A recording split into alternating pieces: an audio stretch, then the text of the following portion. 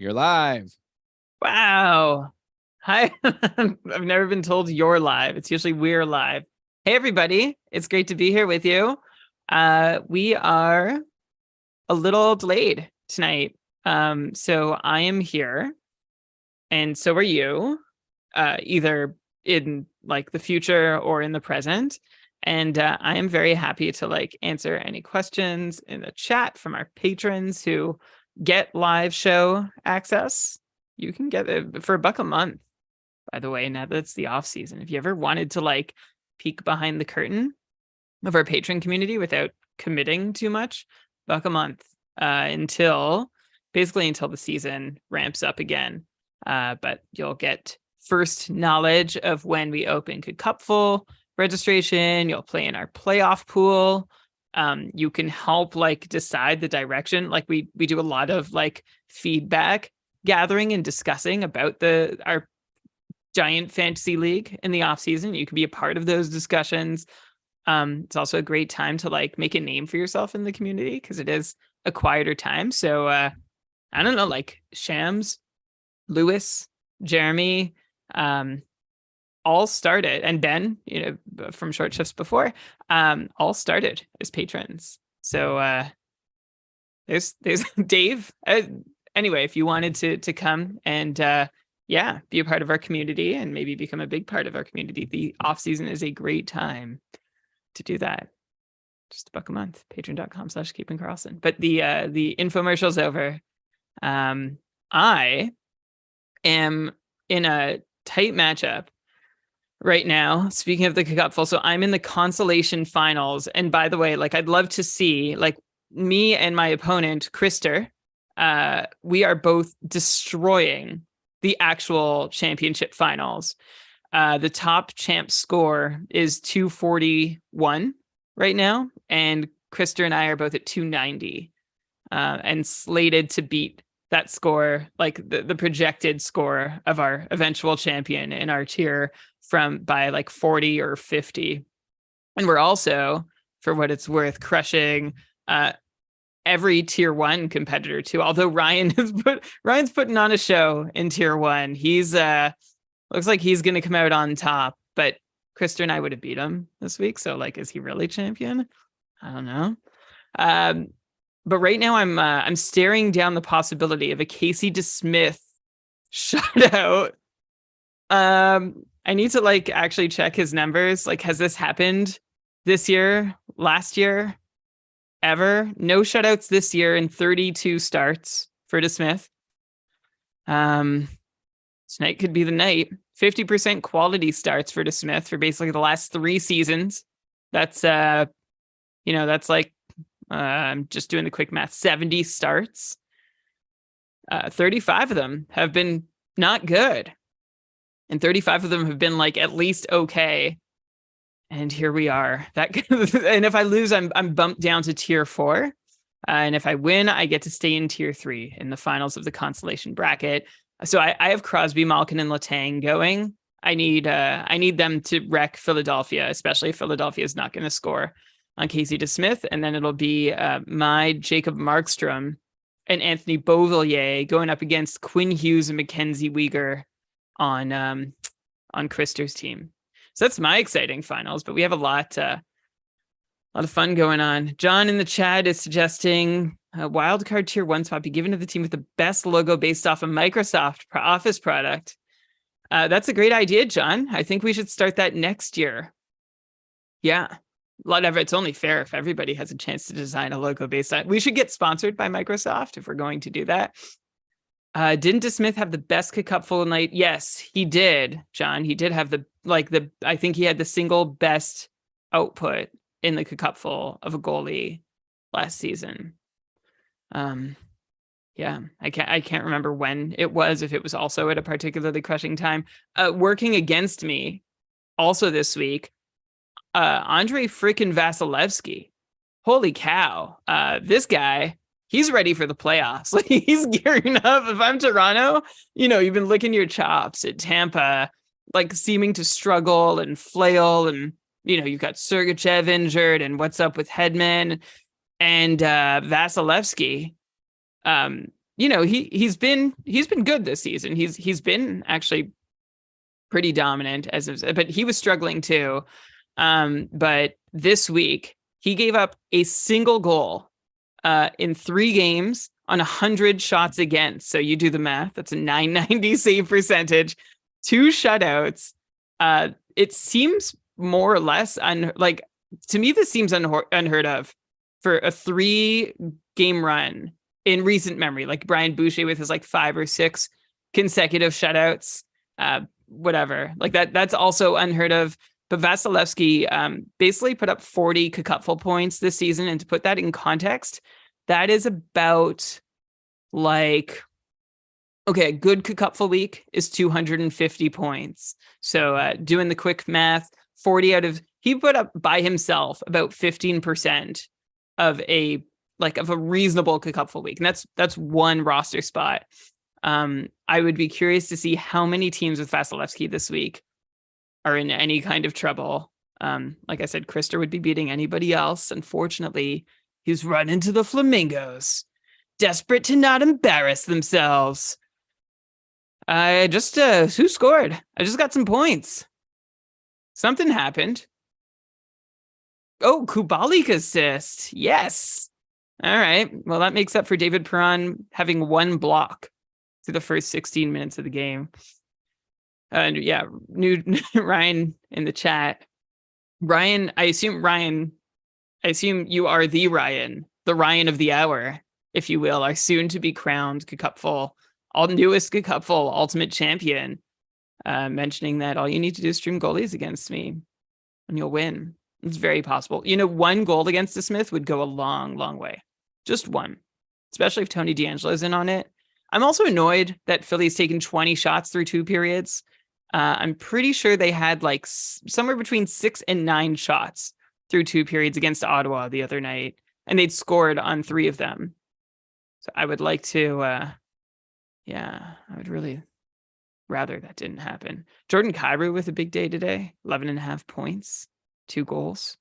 Usually I'm used to also playing managers who get a hat trick from a player who doesn't often get hat tricks what player does? But on a Saturday or Sunday, if not for a Teuvo Teravainen hat trick on a Sunday, I don't know, I probably talked about it on the show, I would be competing. I think I would have won my division and been on to tier 1. I can't be 100% sure because I had to buy in the first week of the playoffs, so I didn't actually have a score to go up against and theoretically figure out who I would, if I would have beaten my likely opponent. But yeah, peaked too late this season. That's okay. Better to have peaked too late than to have never peaked at all. Hey, Andy. I'm blabbing away here while Elon is he's doing his best. I told him not to stress. He's got some home stuff that he's taking care of. So whenever he's done, he'll be with us. But I am open to questions, comments, feedback, thoughts. What's going on in your fantasy matchups? Actually, I'd love to. Andy's asking, how about the vodka bomb for the game winner? And I'm guessing the Boston accent on winner is going to be, it's about Boston. I haven't checked the Boston boxes yet. Who would be vodka? Are you talking about Orlov?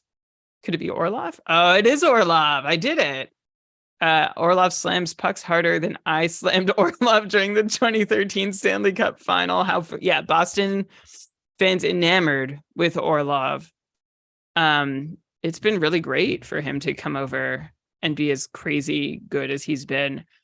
There is I'm having a bit of a recollection of a defenseman who also changed teams and was not offensive, but became offensive in his new home. And not to say Orlov has been he's cooled down a lot, right? He's this was his 3rd point in his last 9 games or something today, but you can't begrudge him. And he took 6 shots on Saturday.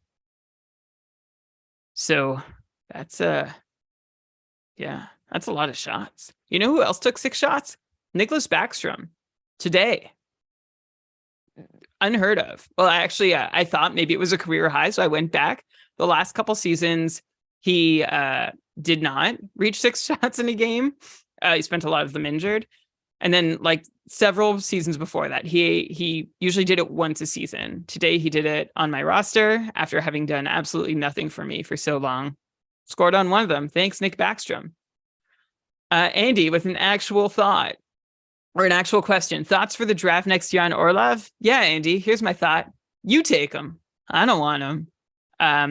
Really exciting for him to be in Boston and to maybe put up a little more. We also do, actually, I should not assume he'll be in Boston. He's a UFA next year. And Boston, let's check out their cap situation. I can't imagine that they have a whole lot of cap space next year. I'm trying to find it on Cap Friendly. Right now they have 2.8 million in cap space, and I'm not sure. I'm terrible. In the off season, I'll get really good at checking Cap Friendly for the future year and knowing where to find that quickly. I can't now. Projected cap space, $39,504 for Boston. So I have a feeling Orlov, who's already being paid 5.1 mil, he's 31, so I'm not sure if he'll be less expensive next year than 5.1 or more, because he's really put on a show here in the late stages. Like a top 4 defenseman who's going to give you offense and defense on a cup contending team. Like Boston could win the cup or go deep. And if Orlov is a part of that, I think he'll get paid next season. Teams love guys like Orlov. And why wouldn't they? I'm just checking out his impact on HockeyViz to see if he's as good defensively as he is in my mind. And he is. He does a pretty decent job. He holds his own at 5-on-5, and actually he supports the offense more than I would have thought. So that's pretty good for him. He's always been a better one of a solid defensive player, and a good penalty killer too. I think he's been killing more penalties over the last few years. He's been in the league a long time, just rarely fantasy relevant or making splashes. Michael, you wrote, I'm about to lose my finals matchup, but I really enjoyed this first. Oh, thanks. I'm glad. Oh, Mike, you're going to win your home league. That's great. It's a good sign you wanted this cupful win more. I mean, we have some feedback. Like, we see people's feedback. If they choose to leave it, man, if you ever are a patron or a listener, I'd love your feedback. Truly. Like, we want to be better always. And sometimes people tell us about like legit problems or concerns. Like someone told us like there's an ad with a lot of swearing that plays during our shows. We have no control over that, but we did talk to our network and that ad is gone now. But we didn't know that this was a problem for like a month when I just happened for another reason to check our reviews, which I try not to do. My ego is fragile. But like constructive feedback is so helpful. Like someone else was like, Mike, a couple experience didn't go as planned. Cool. Like, and that was actually on us. It was our fault. So we fixed it. We made it better. Like, give us a chance to do better. But what was, Michael was saying I wanted this couple win more. So some people's feedback was like, I'd rather compete in money or cash leagues. Okay, that's cool. Then like maybe the cupful's not for you. Like it is truly about glory. And having like being able to climb the ranks and ranking yourself amongst the best managers in the world. There are money leagues that are quite big and like fairly competitive, but honestly, Elon and I run the cupful the way we wish every league we've ever been in was run. So those money leagues aren't, I gotta say, and it's even more frustrating when there's money at stake and like you can't totally trust that things are going well. So there's my little, it looks like Elon might be entering the room. Andy, you're going to pick Orlov as your last round joke pick. You picked David Ayers this year, didn't you? Bergie and the band come back. I hope, so Andy's saying he hopes Orlov could sign cheap. If everyone's back and the Bruins go deep enough to be like, we've got unfinished business next year, or we want to repeat, I could see Orlov like signing a team friendly deal next year. I just don't know how friendly that's going to be. I mean, Bergeron was making 2.5 this year. Tyler Orlov Bertuzzi isn't Bergeron though. Like I think Orlov has a lot more yeah. money he wants Oh to yeah. make. Like Like if I'm him, you try to get one of those crazy 7-year deals for like 7 million a year or something, yes. especially if he Yeah. takes Boston deep, like you're And saying. this could be his last chance to cash in. Like he takes a Of 3 course. million 1-year contract, say even 4 million, even like No, don't take a 4. 1-year con. If I'm his agent, I'm like, No. F that. You're taking a Well, long-term yeah. Well, contract. you're hoping he makes the emotional connection and decision, but the Bruins really don't have, like, they have Bertuzzi coming off the books at 2.5, Nosek, Hathaway, Trent Frederick, David Krejci also on a team friendly $1 million contract. Like basically the Bruins have like 7 UFAs, but they're all making almost all of them are making less than 2 mil. A couple are making 2.5. Like there's not a lot of cap space coming clear. I wonder if they should move on from Taylor Hall. Can they? I don't know. 2 more years at 6 million for Taylor Hall. That doesn't sound awful. I don't think anyone's going to take him. I mean, and they don't want to retain it. Because then it's like, could we sign a $4 million player who's not as good as Taylor Hall? Then they'd rather just pay the full. I wonder if they gave Taylor Hall for free, if someone would take him, kind of like what Vegas did with Pacioretty. Yeah. I wonder. You're here. How are you? Here. Are you okay? No, she's still, I don't know, she's not asleep. Yeah, I don't know what you told people, but yeah, it's just like these nights. I didn't say, I didn't. I just said you had some home stuff that you were taking care of. Yeah, we just put the baby to sleep like 7:15, and then she's still not asleep, and so I was like stressing my wife out for like, I don't know. It's just like then eventually she was like, just go to your podcast, and I was like, no, I feel like was it like was it like a just go to your podcast? Yeah.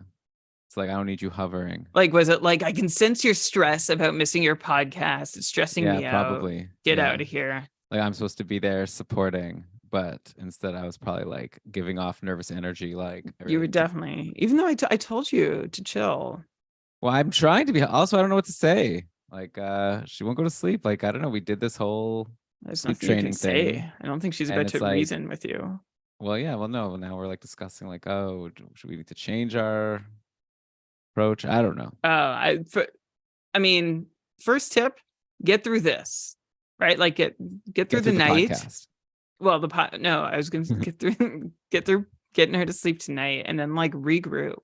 So I'm talking about it now. Come on. Well, now she's not gonna help.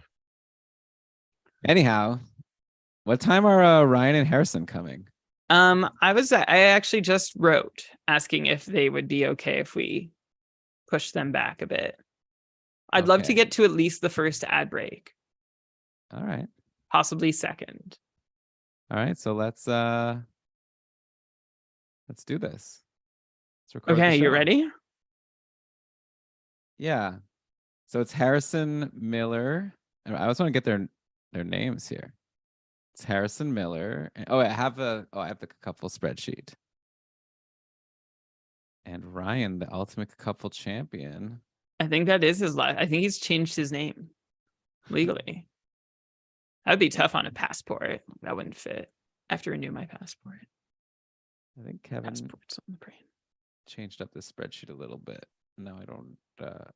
One sec. Just go to the relationship manager or ask Ryan in the chat just to make sure.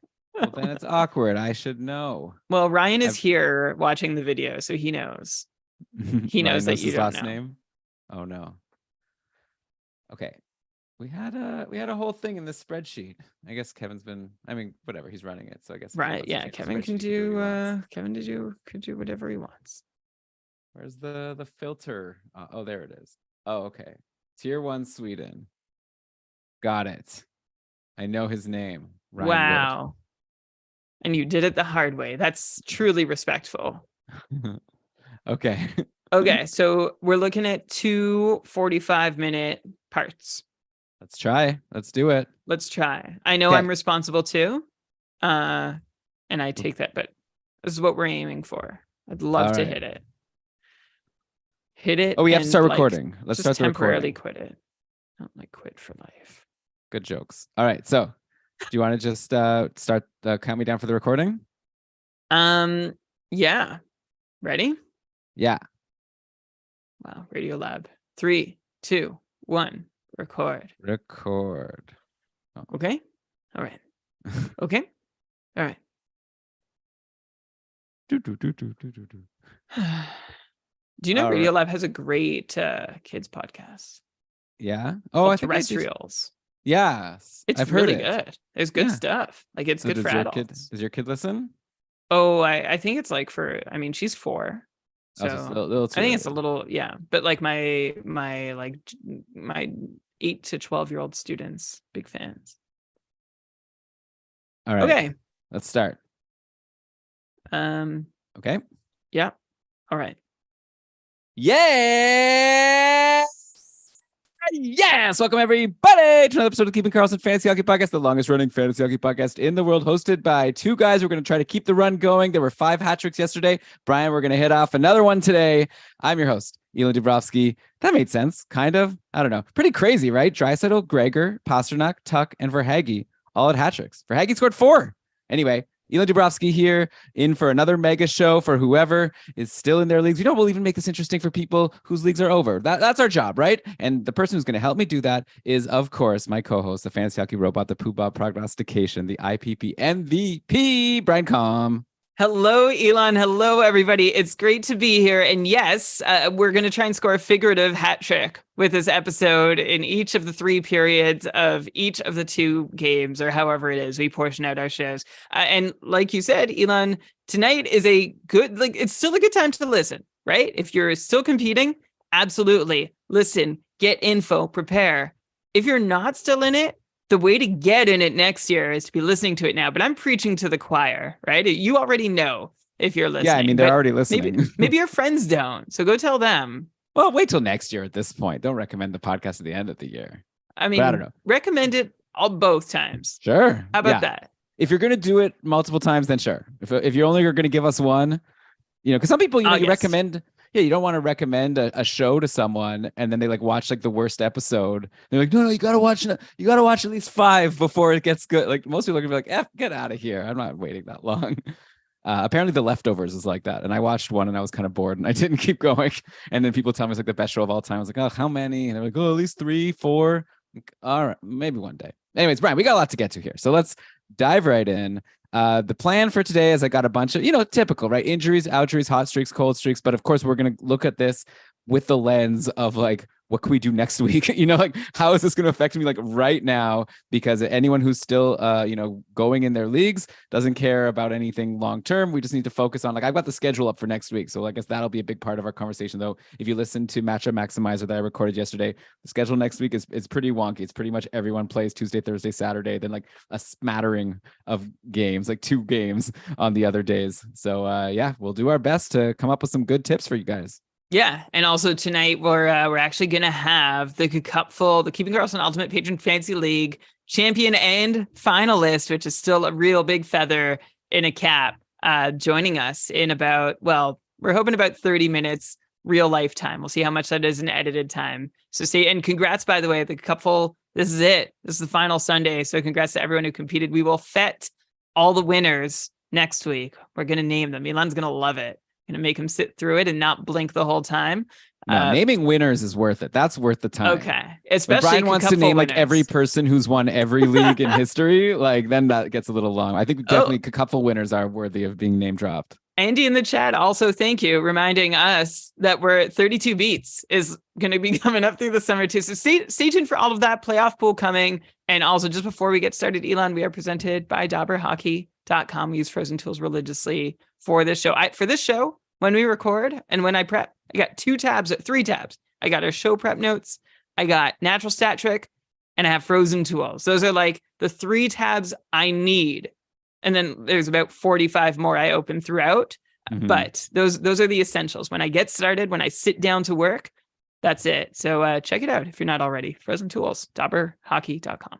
Yeah, it's pretty great. I love double hockey. But okay, Brian, let's get into it. Let's start with the Bruins. Okay, the Bruins are playing right now or no, they've played today versus St. Louis. This is a noteworthy team because they won that game. Like they win most games this year, and they're getting to the point where they're just like sitting people all the time. Like in today's game, so Bergeron was out, Krejci was out, McAvoy was out. Apparently, Bergeron and Krejci were like with injuries. Like it says here, Matt Porter has a tweet here: Bergeron upper, lower, Krejci lower. Because of course, like Jeremy said on the last short shifts, all injuries in the NHL are either upper or lower. McAvoy was resting.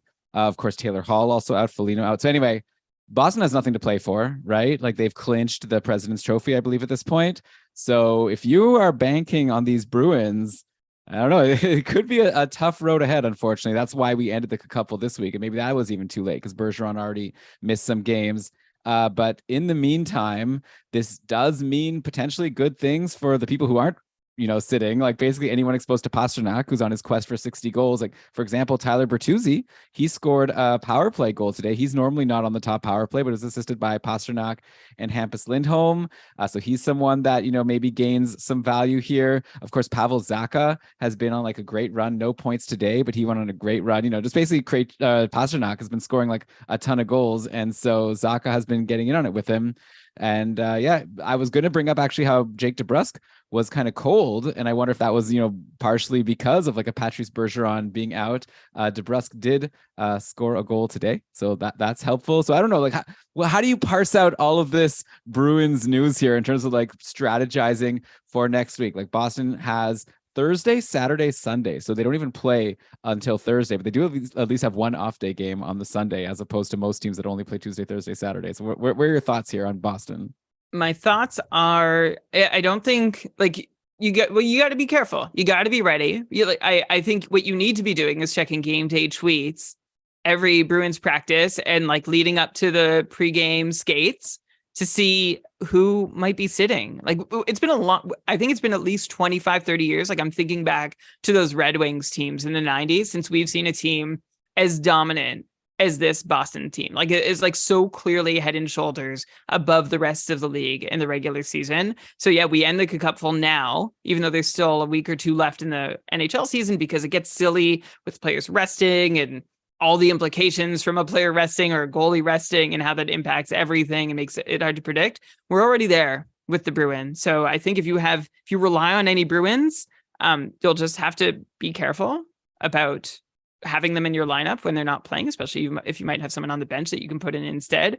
I'll take the guys playing with Pastrnak. I'll take the guys playing with Marchand, except Charlie Coyle, who is up with Marchand right now, has been super cold lately, even though tonight, line 1, power play 1. He has 2 shots, but no points to show for it. I think maybe Charlie Coyle. I don't think power play 1. I think just it looks like it was Coyle with Marchand and DeBrusk on a line, and then Pastrnak, Bertuzzi, Zacha, and then the top power play Marchand, Pastrnak, Bertuzzi, Zacha, and Hampus Lindholm is what it looked. Well, right. Okay, it looks like he split time.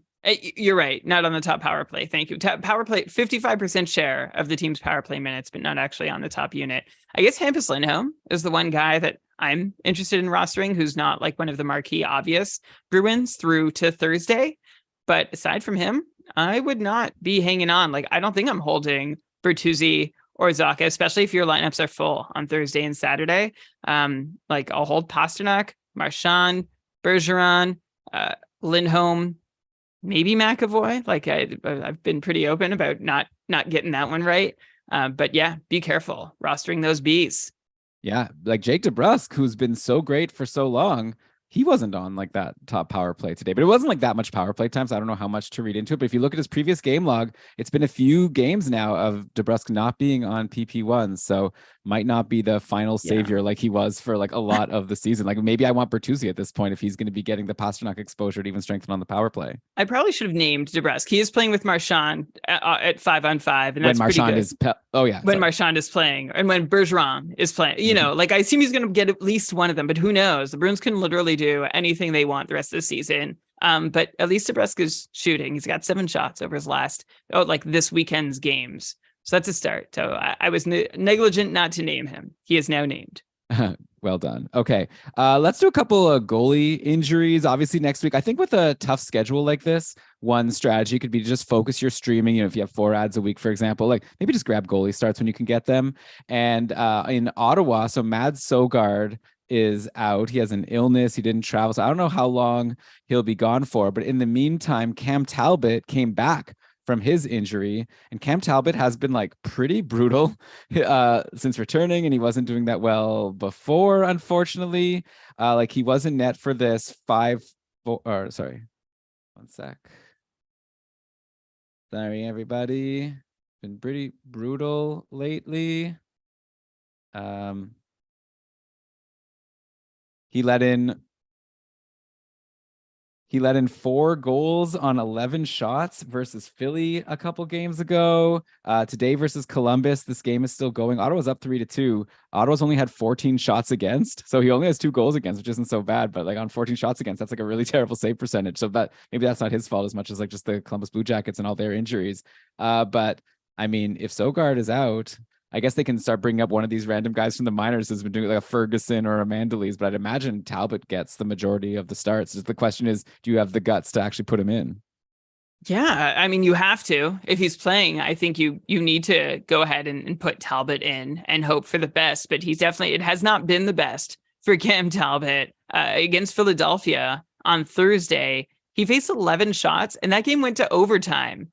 Because he gave up 4 goals on the way of seeing those 11 shots. And like he should have been there. It's hard to stay warm and in the game, but like, come on, give your team a save. And he wasn't able to do that. So I wouldn't be like, we'll see what the prognosis here is on Sogard and how long he'll be out.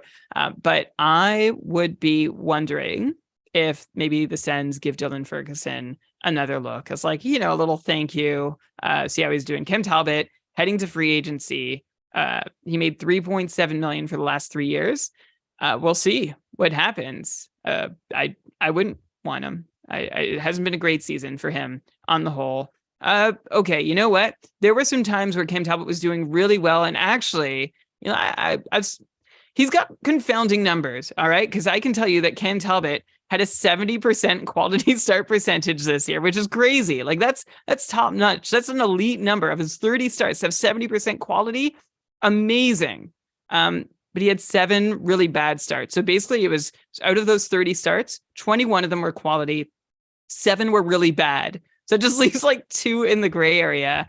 And at 5-on-5, Cam Talbot's been really bad this year. He's been playing 74 save points below his expected Fenwick save percentage, which is not, to me, it's definitely not starter caliber. And that's not somebody who I think has earned himself a starter's job next year. So we'll see what happens. I wouldn't be surprised if Ferguson gets a start or Sogard, as soon as he's ready, gets tossed back in there. Yeah, okay. And then another goalie, I guess, injury over in Anaheim. It seems like John Gibson sometimes like has a really bad game and then like gets pulled midway through the game. And that's what happened yesterday. But he wasn't pulled just for like not playing well in this loss to Edmonton. The report, according to like Ali Lozoff's tweet, like John Gibson will not return lower body injury. So I don't know if this is like a long-term serious thing or not. Like Lucas Dostal got the start today for Anaheim, and we'll see how he does. Dostal has been like pretty decent this year, all things considered, like playing behind this Ducks team. So let's say Gibson is out next week. Let's say we get some news, and then you've got Talbot and you've got Dostal available to you. Who are you more confident in putting in your net for a fantasy finals? Well, as great as Talbot's 70% quality start percentages, Dostal has 10 quality starts out of 13, which is pretty. Yeah, that's amazing. 77% quality starts, but like Talbot, he's barely above 900 in save percentage. So like it's you're great or you're, but 10 out of 13 is pretty good. So I'd actually lean Dostal. Should also point out like Ottawa is missing Shabbat and Hamonic. There might also be one other blue line injury that I'm not Jacob Chychrun. Oh yeah, Chychrun, that's it. So like they are hurting on the blue line. They've played Philly and Columbus while hurting on the blue line, so maybe it hasn't totally shown as they give up no shots in any of those games. But it's they're in rough shape if they ever are going to face a team that's ready to. So I'll take Dostal. I'll try him. Like Talbot could be as good. It's a coin flip. But I think it's more likely that Dostal plays more, like assuming they have the same number of games in the schedule and you're going to see the same amounts from either. I think Dostal is more likely to play the full slate than Talbot. Yeah, and it'll be fun to follow what happens in Anaheim. Dostal, yeah, having a good season, like you're saying, in the limited action he's gotten. He's only 22 years old.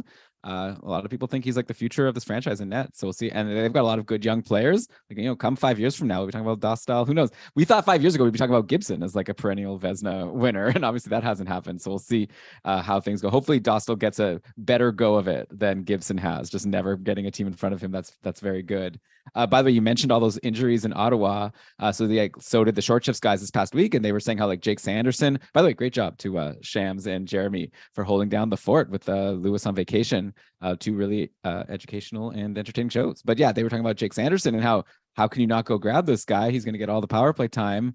He's like the only guy there, basically. There is like a defenseman that the Sens have called up, Brian, which I'm sure you're somewhat more familiar with than I am. But you'd think Sanderson is the guy. Unfortunately, Jake Sanderson, ice cold. No points now in 7 games. Still no points today versus Columbus. I see he's taking some shots. He has some blocks, but nothing to show for it. At this point, if you picked up Sanderson with all these injuries, are you like, just being like, I'm going to swap to someone else, or at this point, just hold him for next week? He's in a good spot. Like eventually something will go in.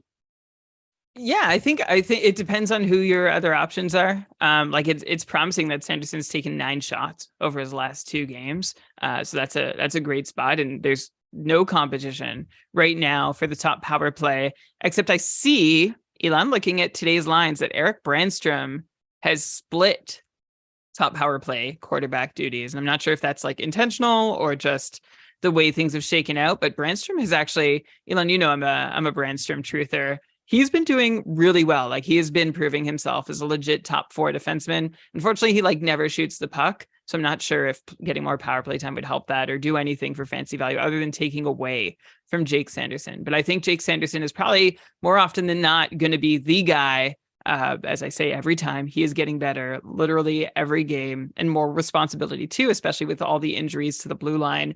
So he'd be a decent guy. You know how Owen Power at some points this season was like, I'll try him. He's on the ice for, hopefully a bunch of goals. I'd put Sanderson a touch above that in likelihood of getting in on them. Okay, yeah. And okay, how about another goalie injury? We've got Carter Hart is out in Philly. This is another one where I'm not sure exactly like how long he'll be. Like today it was just like Hart is out again. They ended up going with Ersson in net, and I guess this is a game going on right now, and it hasn't been going that great. Pittsburgh's up 3-1 over Philly. So Ersson, he's had a big workload, like 28 shots against. He's stopped 25 so far. They're halfway through the third here. So we'll see if Carter Hart comes back or not. Of course, the big news out of Philly, aside from the goalie injury, is Travis Konechny returned, and I feel like totally under all of our radars. Like I don't think any of us were expecting Konechny to come back anytime soon. It's not as if he was like practicing or saying he's day to day for a while. Then finally he played. Just all of a sudden it was like Konechny's back for that game yesterday against Buffalo. And what do you know? He scored a goal, took 5 shots. Today, no points so far, but he's already got 4 shots in this game against Pittsburgh.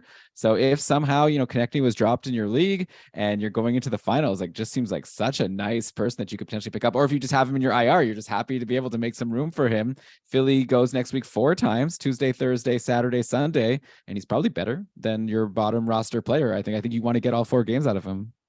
Definitely. I mean, I love, one thing about what people were asking, should I activate Konechny, leave him on my bench? What do I do with him coming back from injury? And it's like, yeah, maybe he'll be eased in.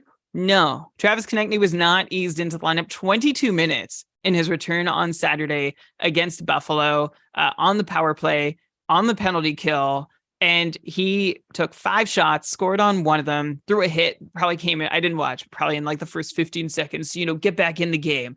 But 9 shots now for Konechny in his 2 games back, seeing a ton of ice. I don't see any reason to be any further down on him at all, because we weren't when he got injured. So it's been great to see him come back from a month-long layoff and just pick up where he left off. Yeah, and then if we take a look, my Frozen Tools isn't loading. We gave him so much credit here. Now I can't see the lines. 1 sec. Sorry, everybody.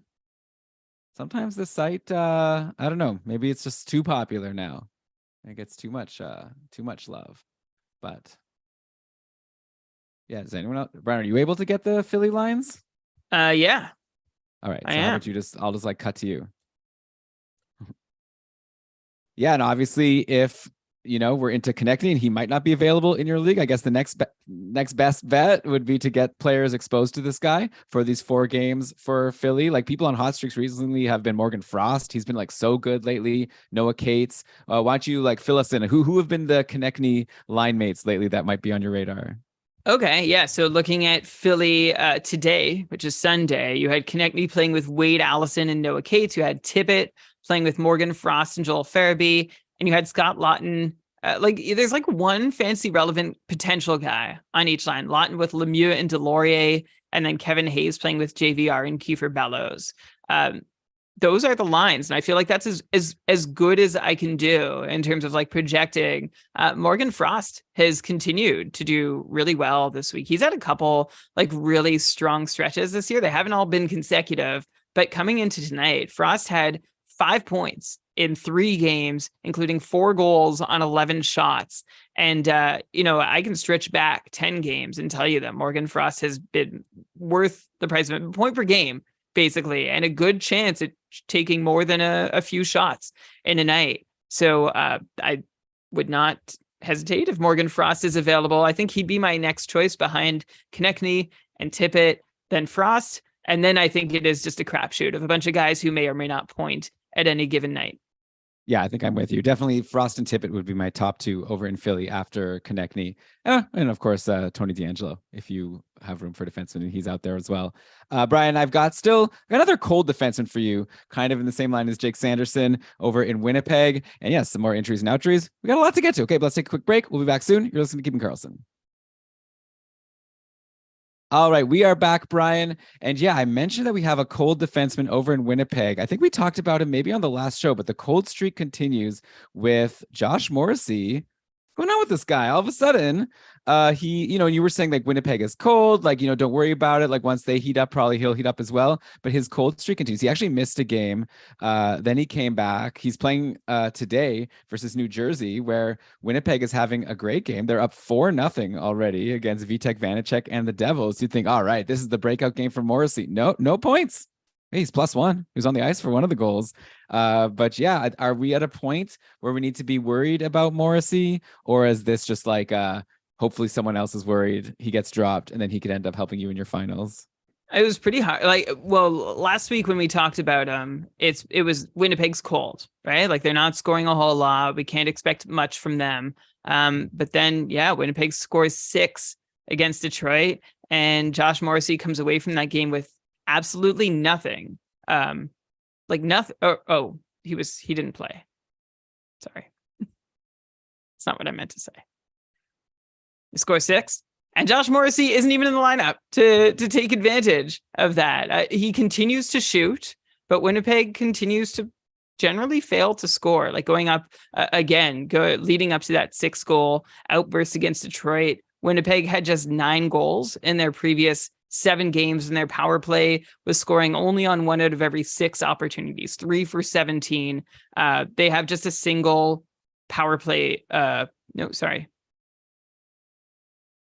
That doesn't, nope. Okay. Where can I start from? Winnipeg has just 9 goals over their last 7 games. And in that time, their power play has been atrocious. Just 1 for 30. Actually, 1 for 33, because even though they scored 6 goals against Detroit, none of them came on the power play. So a single power play goal over their last 9 games now. It doesn't bode well for anyone, except it's also not sustainable. So I think, Elon, so long as Josh Morrissey continues to shoot and continues to quarterback the top power play, he's still worth trying. And I think this snake bite will wear off at some point, but it's a really tough time for him to go cold. Yeah, the one nice thing in Winnipeg is some of these forwards that were cold for a while have been unlocked for the most interesting reason. Blake Wheeler and Nikolai Ehlers were both doing nothing for so long. Then they switched up the lines, and those two have been playing with Vladislav Nemesnikov, of all people. I'm sure there's a lot of people listening that didn't even realize Nemesnikov was on Winnipeg. And since that line change, all of a sudden I'm seeing 2 points for Wheeler today, just like 2 points in that last game versus Detroit. And Ehlers kind of like same result. He scored a goal today. He had a goal and assist in the last game. So is this all we needed? Was just a shakeup? Now those two are playing with Nemesnikov and things are going to be good going forward. Or maybe obviously it might have just been that they were going to break out of the slump eventually regardless. But yeah, there was a question on our Discord about people wanting to make a stream for like a Friday, Sunday player. And I remember Wheeler was one of the people on the list. And I was like thinking, I don't know, like he is super cold, but he's like Wheeler. I should recommend. I didn't end up recommending Wheeler, and now I regret it because now he's had 2 great games, and I'm sure the person who asked that wishes that they went with Wheeler as well. I do believe one of the people on the Discord, which I won't name check, I do remember who this was like, don't take Wheeler. He's garbage. So obviously that was what unlocked Wheeler to have these 2 great games. So see, I guess Winnipeg is getting that offense going again, and so that'll be helpful to anyone who has these Jets going into the finals, and maybe you'll want to stream in. Maybe you'll even want to stream in on Nemesnikov playing with these 2 guys who he's gotten going again. Yeah, well, everybody looks great after a 6-goal game. We'll see if the Jets' problems are fixed for good or if they turn back into the team that they've been for the last while. But Ehlers and Wheeler, again, like still suffering for the same reason Morrissey has been. So it's nice that they could, though, participate in the 6-goal game. Really want to see that power play get going, though, in Winnipeg. And if it does, Ehlers is in a position to capitalize. Wheeler, not so much, according to today's lines against New Jersey. It's nice to see Ehlers back on the top unit, though. Rick Bowness was starting to get called out by media and fan. Like everyone was turning on him, and rightfully so, for just like, Ehlers playing 15 minutes a night, including a couple like long benchings. Come on, what are you doing? So play your best players as much as you can, and especially if your team is not scoring. I'm sure he's like, oh, we want to score the right way. Well, if you're not scoring the right way, I'd say it's just as bad. Sure. Of course. Yeah. Well, I mean, Bonus is always, I still remember when he was the first coach of Ottawa back in the day. They didn't score very much either. So we knew then. Yeah, right. It didn't have to do with the fact that Sylvain Turgeon was like their best player. Nothing to do with the fact that they had to change the expansion draft rules after that team came into the league because of how badly that turned out. We got another goalie injury to report, Brian. It's happened again. Shocked face. GIF right here, but Matt Murray is hurt for the Leafs. He started this game against Detroit, made it up to 8 shots against in 16 minutes, let in 2 goals, wasn't looking like a great game, and now he is out, and we don't know for how long. Shams is saying here he won't return to the game. I guess we'll find out more. I think for Toronto at this point, it's like, give it up. Like, Samsonov is your guy. Samsonov has been really good. He just shut out the Sens in the last game. Now we'll see how he does today against Detroit. But, 916 save percentage on the season. Like, lucky for the Leafs, they took 2 bets in the summer. One of them is paying off. And we'll see if Samsonov will be the one to break the curse of these first round exits. It's not going to be Matt Murray. Like, at this point, and for fantasy, what are you going to do? I'm sure some people like streamed in Matt Murray because he was playing and like, why not? And maybe Toronto would split the games. He's hurt. I wouldn't be surprised if it's for the year at this point. Yeah, right. And either the Leafs are going to try and get him back in game shape for the playoffs, or they'll rest him up. Because I imagine they'd still rather him be the next option behind Samsonov if anything happens to Samsonov. But the Leafs also, like, we have that matchup confirmed between the Leafs and Tampa. Not a whole lot to play for either team. So that might mean a busier night for any Leafs goalie, which could be a good thing depending on your format. But I assume it's going to be Samsonov seeing the Lions' share of any meaningful game, and the Leafs also being super careful not to lose him, because they know how hard it is to continue to compete when you keep losing your best players leading up to and during the playoffs. Yeah, and of course, any talk about the Leafs should include looking at their most recent lines to just see who you want. And who knows, they've been shifting around a little bit. In today's game versus Detroit, Matthews was centering Bunting and Kalle Yarncroc, and then Tavares was with Kerfoot and Nylander. So of the people you might be able to stream in, we're looking at like a Bunting, Yarncroc, Kerfoot situation, which has, I guess, been the same for a while. So a guy from the minors that was called up, Nick Abruzzese, which is a fun name. I know, Brian, you love the fun names. He has a power play assist today for whatever it's worth. Playing with another recent call-up, Radim Zahorna. So, but probably you want to go with one of these Leafs, like Matthews and Marner, like totally hot again, like just scorching, destroying the league. So you probably want anyone exposed to those guys. And so Marner, by the way, isn't playing today, I should mention. So that's obviously a problem. But yeah, even just playing with Matthews is pretty good. Yeah, just be prepared for guys to be resting on Toronto too, as we just talked about. But in the meantime, go ahead and grab anybody playing in that top six. It'd be fun if Abruzzese, for saying that right, got to line one. Then we could call him Abruzzese top. Okay. Very well done. Okay. Thanks. So let's next go. Okay, so in Tampa Bay, I wanted to look into Mikhail Sergachev being injured. I'm not really sure like what the implications are here for fantasy, but definitely something we need to report. All we got was no update from John Cooper on Sergachev yesterday after the game, after he got hurt. So I don't know. Obviously, Hedman just gets back on power play one. There's nothing here, right? This is just like bummer if you have Sergachev and he's hurt. Like obviously Tampa's not going to rush him back. They're locked in to play Toronto, which we knew for a long time, but now it's like officially official. So this would be obviously bad luck to lose Sergachev, who was doing so well recently. Yeah, that would be terrible. Anybody who's had him has been really benefiting from Sergachev providing them with points. This is good news, though, for anybody who has had Victor Hedman, who has not really had a sniff of the top power play for going on a month now, like barely a shift with the top unit. So this is an opportunity for, as long as Tampa keeps Sergachev out, Hedman regains hopefully his full set of fantasy relevance. He's on pace for just a 51-point season. And that is because he's on pace for like 13 or 14 power play points. When last year Hedman had 38 power play points on his way to an 85-point season. The difference is basically that power play opportunity that he's lost this year. So good news for anybody who wanted to rely on Hedman this year and has made it despite him. He might be there for you, quarterbacking the top power play, as long as Sergachev is out. Yeah, and hey, Shams bring up a good point. Tampa doesn't play until Wednesday next week, so maybe Sergachev will come back, and maybe you just get a free extra lineup spot for Monday, Tuesday, and then you bring Sergachev back in on Wednesday. That would be your best case scenario, of course. Let's go to Montreal, another team that's, I guess it's not like resting players, I guess injured. Like Raphael Harvey-Pinard missed the last game. I again don't really have, like the Canadians tweeted. Head coach Martin St. Louis confirms that Raphael Harvey-Pinard won't play tonight. Joel Armia will play. Also, Kirby Dach injured again, which is a bummer because he had just come back and was looking pretty good. And with all of this going on, that left Nick Suzuki in that last game against Carolina to play with Drouin and Jesse Ylonen. And Suzuki, as you would expect, is cold once again, which is unfortunate. He went on a nice hot run and things were looking good. Maybe then like Kirby Dach came back and he was like clicking with Harvey-Pinard, but now get like more injuries as if it wasn't bad enough.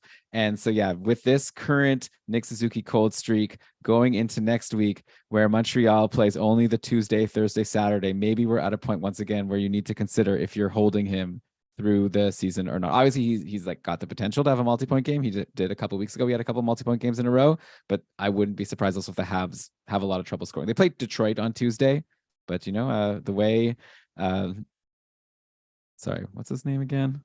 The way Hellberg and Nedeljkovic. Yeah, wait, Nedeljkovic has been looking in Husso's absence. It's not even like guaranteed that they're going to score a lot of goals. Yeah, it's really been working well for the tank that Husso's been injured, although Husso was also playing poorly before leaving the lineup. Wait, no, Detroit. My point was that Nedeljkovic has been good. But anyways, we're talking about Montreal anyways. So I was saying more, I was asking you about Suzuki, so maybe you could just go to that. I was saying like, that might not even be that great for Suzuki players. Okay, but... yeah, okay, fine. I'll just go to Suzuki. Okay. For Montreal, you're right, Elon, to point out that Suzuki may or may not be worth rostering the rest of the way. There have been lots of points this season where we've wondered whether or not he's been worth keeping, and he has had enough runs, I'd say, to have been worth keeping for at least, you know, if you held him during the month of March or late February, the month of late February. If you held him during the month of February, you were pretty happy. But a lot of dry spells in and around that. So if you can't handle another dry spell, then you might not be able to handle Nick Suzuki on your roster. I'm actually like, my takeaway from the rest of the Montreal season, honestly, Elon, is like looking to next year. I mean, you've got Suzuki, you've got Caulfield, and I think one guy that has creeped onto my draft list, or, you know, a late round flyer, is Raphael Harvey-Pinard. He's been doing really well. Like, I know he's injured, but, you know, coach said that he has proven that he has what it takes to succeed in the NHL, which is big. Like, he's cracked the NHL at the age of 24 after not even really be like he was good in the AHL. He wasn't dominant, but he was good. This is a 7th round pick who might be a top line player to start the season. Of course, a lot of things can change, but he's just someone I'm going to be keeping an eye out come draft season or come preseason next year. Yeah, and of course Kirby Dach, also someone who's really like had a bounce back after those disappointing first few seasons in Chicago. So it'll be fun. Yeah, except they like him on the second line. Yeah, but might be third line if they get Bedard, right? But I don't know. They'll figure something out. But I think, top power play, and also hopefully Montreal fills out a little bit. And you don't need to be like Suzuki or bust, like maybe like generally a second line top power play guy could be valuable if he's a talented player. Look at Evgeny Malkin over the years. He's been pretty good. Not to say that Malkin and Dach are the same yet. Brian, okay, let's take another commercial break. And then when we're back, we'll go over some more of these injuries, outjuries, hot streaks, cold streaks, all the goods. Maybe we'll even have our tier 1 experts come on. So we'll find out soon. You're listening to Keeping Karlsson. All right. Are they here? Like, chatting with them? Well, I think we gotta let them know to come on. Oh, I thought they were just going to join at 8:30. That's why I was just kind of waiting for them to come on. But okay. Well, that's exciting. Do you want me to just start going while we wait for them? We could do another hot streak. Or we can announce the tier 1. The next year's tier 1? I thought that was more of an end of show thing. Oh, all right. All right, Ryan's here. All right, let's start. Okay. Hey, Ryan. Hello. How you doing? Hey, Ryan. Good. How are you? There he is. Is that the same shirt? Oh, you also have like a blue and pink. That is the shirt that you're wearing in your logo. Just to make sure that I was like, I know this shirt. Is that intentional? Yeah, when I got Kachuk, I felt like I had to buy into the Panthers. So I mean, he's done it for you. It's been amazing. Okay, we should let's. Are you ready? Is everyone I'm ready. I'm gonna go in here. All right, let's do it. All right, we are back, and Brian, like I hinted at, we've got a special guest here joining us for part 3 of this part 1 of this episode.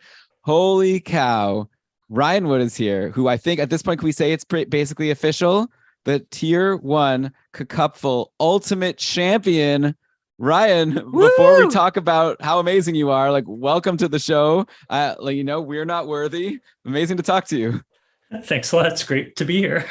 Hey, Elon, you're formally passing the crown. We've got 3 Ultimate Champs on the air now, but only 1 present one. And Ryan, you did it in the fastest way possible. Ryan started in tier 6 last year, new patron, new Cupful participant, and won the fast track. So scored more points in the regular season than we had 400 something teams. Ryan had the most points out of all of them, which gets you a free pass to the top tier. And it's oh, well, without having been able to apply your trade, Ryan, in tiers 1, 2, 3, those are training grounds for tier 1 or for a run at tier 1, but you didn't need them. How did you get through the learning curve without those experiences? Yeah, I think it was definitely a rocky start.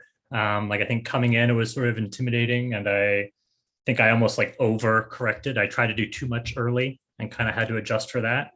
But I think I had a decent draft, so that gave me a bit of leeway and some time to learn the ropes. And I had to learn quick.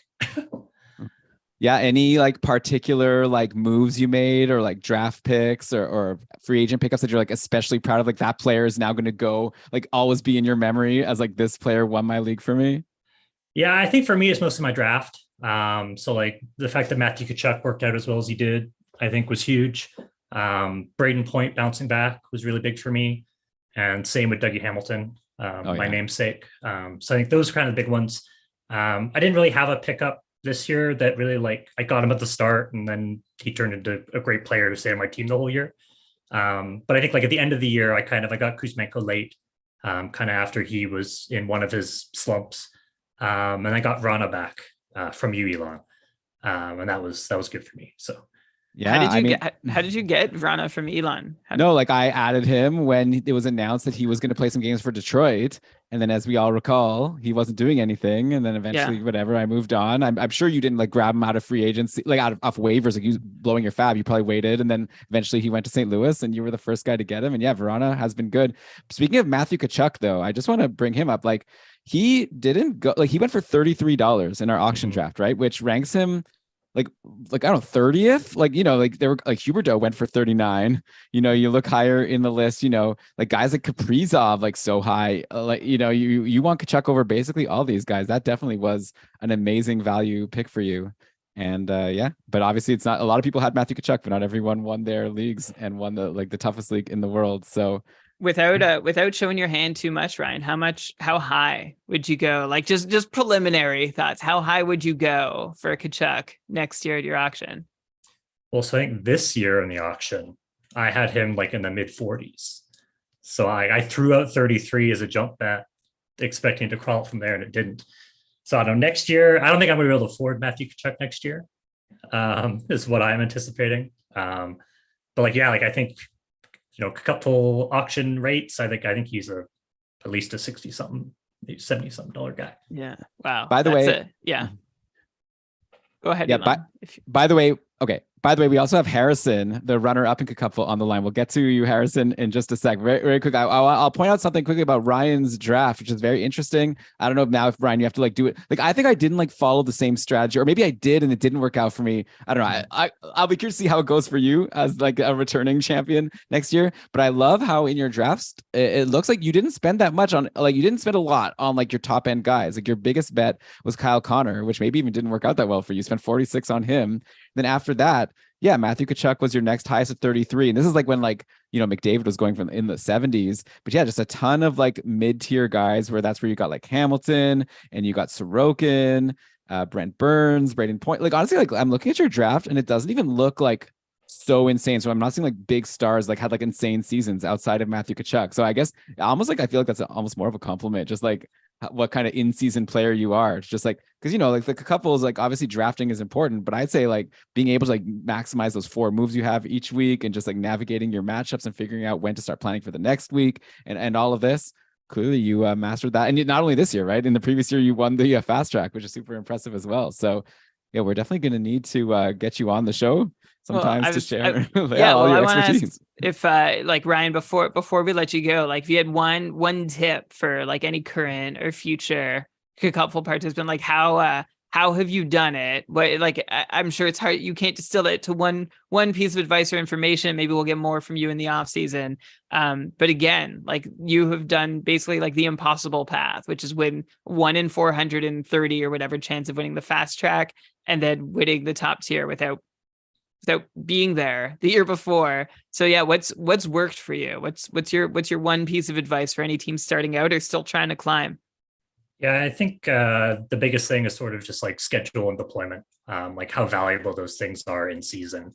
And it's kind of both the vein of understanding who's playing on the power plays, how much time they're getting, how many games they play, but then also roster wise, I think, and this comes up in Discord a lot, don't get too bought in. There's many different ways to play, and don't feel you have to roster sort of a certain makeup. You can go down to less than 4 defensemen. You can go down to less than 2 goalies. Some weeks it maybe makes sense to have no goalies. Some weeks it might make sense to have 3 goalies, 4 goalies. So I think kind of the biggest difference for me, kind of as years have gone on, I've gotten better and had more success is sort of the time looking at the schedule and deployment, and kind of finding all the different ways I can kind of Tetris those things into my lineup to get the most points I can. I love the Tetris visual there for making it all work. Well, congrats, Ryan, for Ryan Wood, our new Cupful ultimate champion. We will hear more from you next year, including we're also going to hear more from Harrison, who's with us here as well. Harrison was the giant killer in the Cupful Tier 1 playoffs.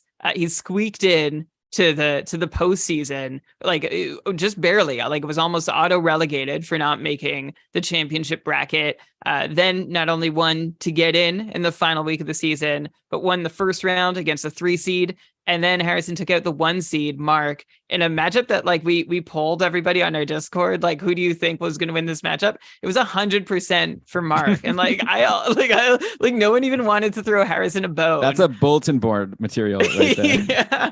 Yeah. So Harrison, I mean, you've gone from almost being relegated to runner up finalist. It's basically the second best fantasy manager in the world. I think it's fair to call you. What's your take on how your season went, and how, did you go from being on the verge to being eliminated to finding yourself almost winning the whole thing? Hey guys, can you hear me? Yeah. Okay, sweet. Yeah. So I at my draft, I definitely planned, I think, on making the playoffs. I liked my draft for sure. Getting to playoffs and then playing the competition that I was up against, probably not as confident, especially going up against Marcus. It's so hard to go up against a team that Marcus was probably like preparing for this specific matchup for over a month. So he had like such a huge games play advantage over me, but somehow I was still able to pull it off, which was good. And then against this finals matchup against Ryan, I had an early lead. Things were going great. The weekend comes along and his team just starts scoring hat tricks. So pretty tough to compete with that. Who were the hat trick getters? So he had back-to-back nights. Matt, of course, Matt Chuck, right? Hat trick and an assist, I think, and then Alex Tuck, who had a hat trick last night, and Ryan had a killer night last night. Oh my god! So interestingly, I'm looking at your draft, Harrison. Also, like Ryan, you didn't go big. Like your highest paid player was Jake Gensel at $40, and then you had Patrick Kane at 36, which is like kind of a whiff. Like you would think, like, but again, yeah, you just like really got a lot of middle tier guys. Obviously, Jack Hughes at $32, an amazing value there. And then, yeah, it looks like, again, like I think that this, like the two of you making it to the finals, just goes to show that the draft. I don't want to say the draft isn't everything, because I'm not saying you had bad drafts, but you don't need like to have, for the people who aren't in tier 1 that aren't in auctions, but like are in, lower tiers. Let's say you get like, 10th out of 14th or like 14th pick or whatever. And you're like, oh, I'm not going to get McDavid. I don't have a chance. I'm not going to get like one of these superstars. You see two guys here that didn't need superstars to take it all the way. Well, Jack Hughes turned out to be a superstar, but you don't need, but you got him like, it wouldn't have been in the first round that you would have taken Jack Hughes. So yeah, you don't need to necessarily have that high pick. It's almost like, whenever a team wins the cup, like Chicago, LA, Tampa, like everybody else tries to emulate these teams. And Harrison, like, again, like you came so close, but you didn't make it. Does that mean you're going to change your tack next year? Or are you thinking you might like this worked well enough and you're going to give it another go? Like, maybe let me reframe. Is there one change that you already know you're going to make for next year? Honestly, not really. No, this is what I know. This is what I do. I like to draft, like the next level besides the elite guys, because the way I see it is you need as many can't miss guys on your roster as possible, because with how much you churn, especially in tier 1, like you need guys that will stay on your roster for all season. So when people are spending $80 on McDavid and Draisaitl and stuff like that, yeah, they're great players and they're going to have a huge impact, but that just means that you're going to have so many more guys that aren't sure things on your roster. So I don't know. I mean, and then there's just an aspect of luck. Like you need to hit the right guys, like Jack Hughes at 32, and same with Ryan. Matt Tkachuk at like 33 or whatever he had was, a big deal, and clearly helped us get to where we are. One last thing. Oh yeah, you're Brian. I'll just jump in and then you wrap it up. Yeah. One last thing I'll mention, it's interesting, right? Ryan took the fastest way possible. And Harrison, has been a patron since 2018. You came second place in tier 2 last year, now second place in tier 1 next year. So it'll be really fun to see. Now you're going to be the giant that people, I feel like it's going to be so fun in tier 1 next year. At the end of the show, I think we've got a list of like who all the tier 1 participants are going to be. We're going to have Mark there, of course, who was like the regular season giant. We're going to have Ryan, the ultimate champion. Now we have Harrison, second place 2 years in a row. Now second place in like tier 1. It's going to be a battle. It's going to be an amazing group. And it's like Mark didn't spend more than $30 for any of his guys. Ryan and Harrison didn't spend like more than 40 for any of theirs. Jordan, who is also returning to tier 1 next year for his 6th cup full season, patron since 2017. He was in the semis, and he paid for 2 guys above $40. He had Ovechkin and I lost it.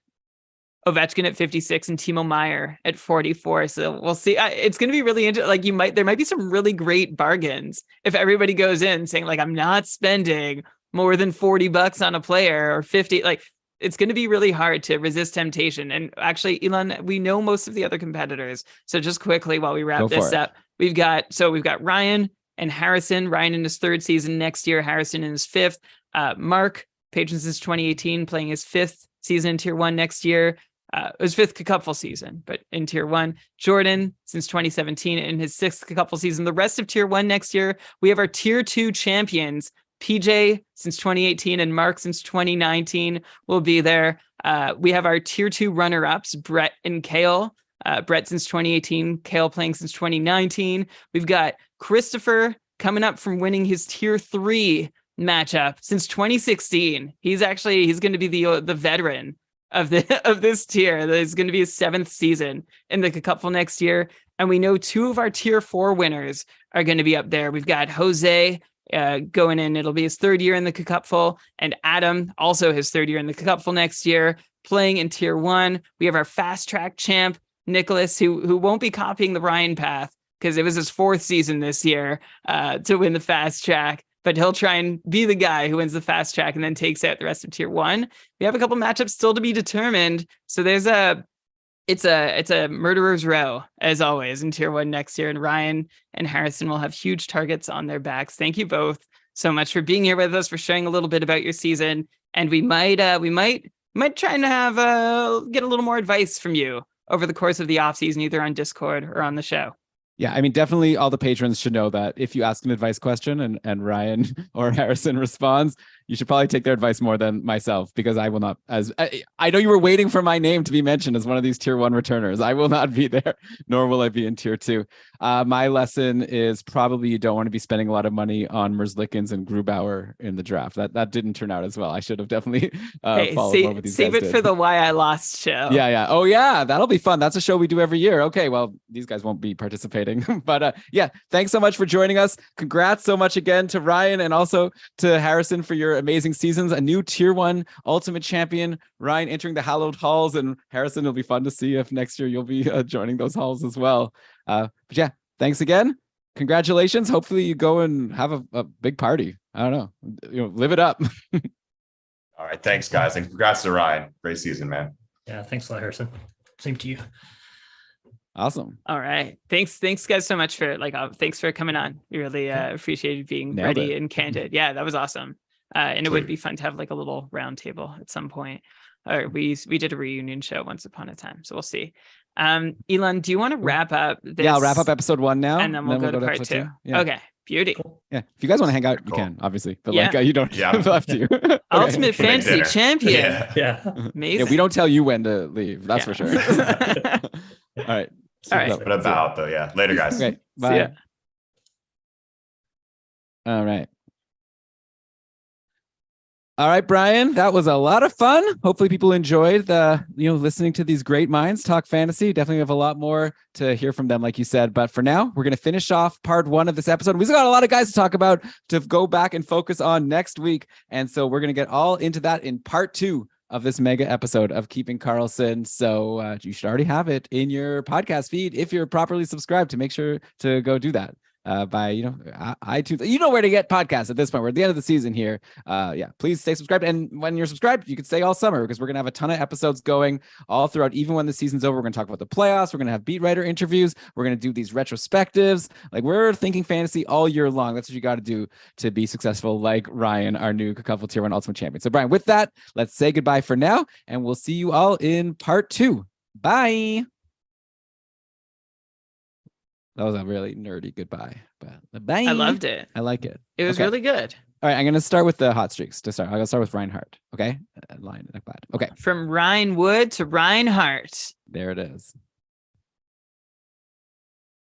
Yes, welcome everybody to the second part of this April mega episode of the Keeping Karlsson Fantasy Hockey Podcast, a show late in the year, but not too late to hopefully give you some advice to help you win in any leagues that are still going into the final couple weeks of the NHL season. Brian, I want to focus this part of the show on hot streaks. Okay, guys who may be available or maybe not, but players who are just scorching up the NHL, and probably people you want to get on your roster if you can't, if you don't already have them. But first, obviously, hello, Brian. How's it going? How are you feeling? Have the nerves gone down since talking to these amazing players and Ryan and Harrison? Like, I'm feeling inspired. Like, I'm feeling ready to take a run at tier 1. By the way, my why I lost. Well, I can't be certain. Okay, but it might be.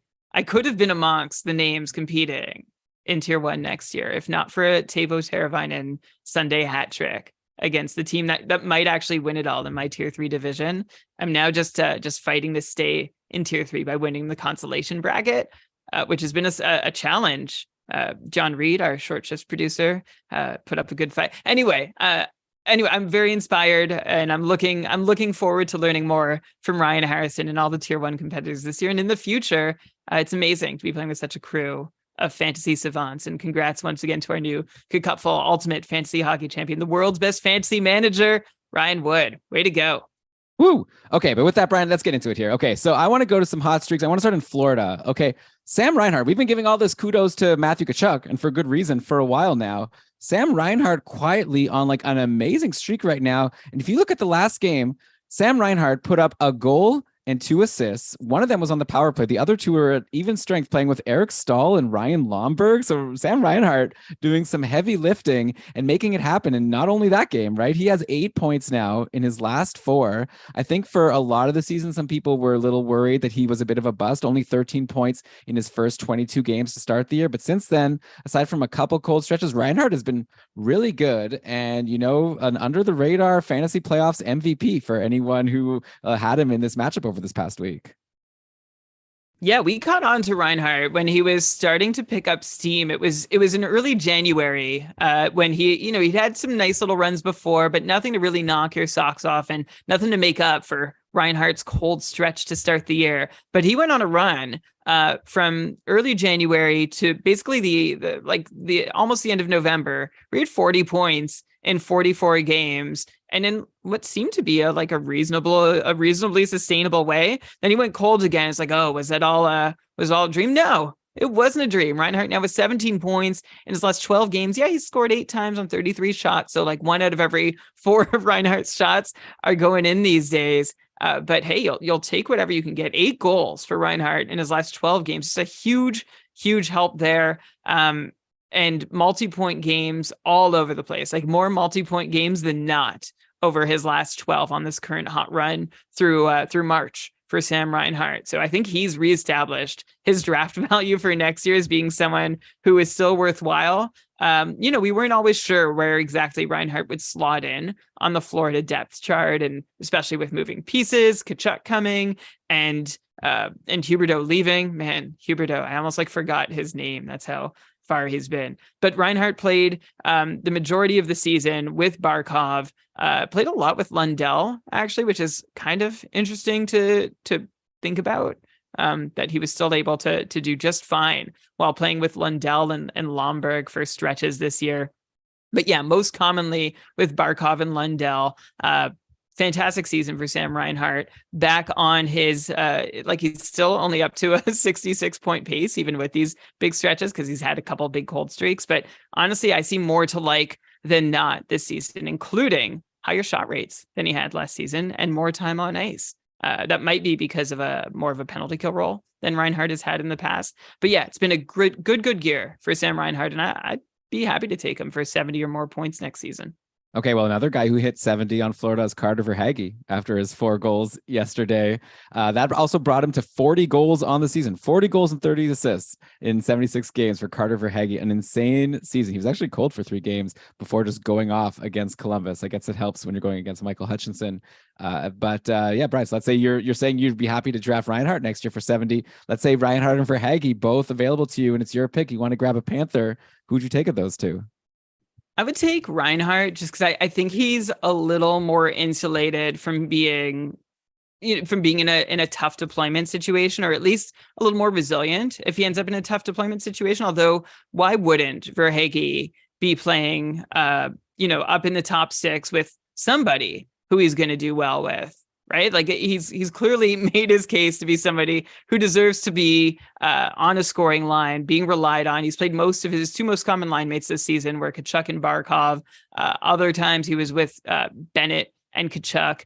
So I don't see why he'd be moved away from those guys, especially when he's shown that he can cash in consistently. He took 8 shots, and that's not even the highest shot total he's had in the last 2 weeks. He had 9 shots a week and a half ago. So if Carter Verhaeghe is available late, like I actually wanted to get him in all my drafts this year. I don't know why I kept missing. I think I was just like on the wrong end of a swing, but he also upped his shots hugely this year. And he held, like, he's always been an efficient shooter, about 15% through Verhaeghe's career. But this year, he almost doubled his shot counts per game. He went from being a 2 shot per game guy last year to a 3.5 shot per game guy this year.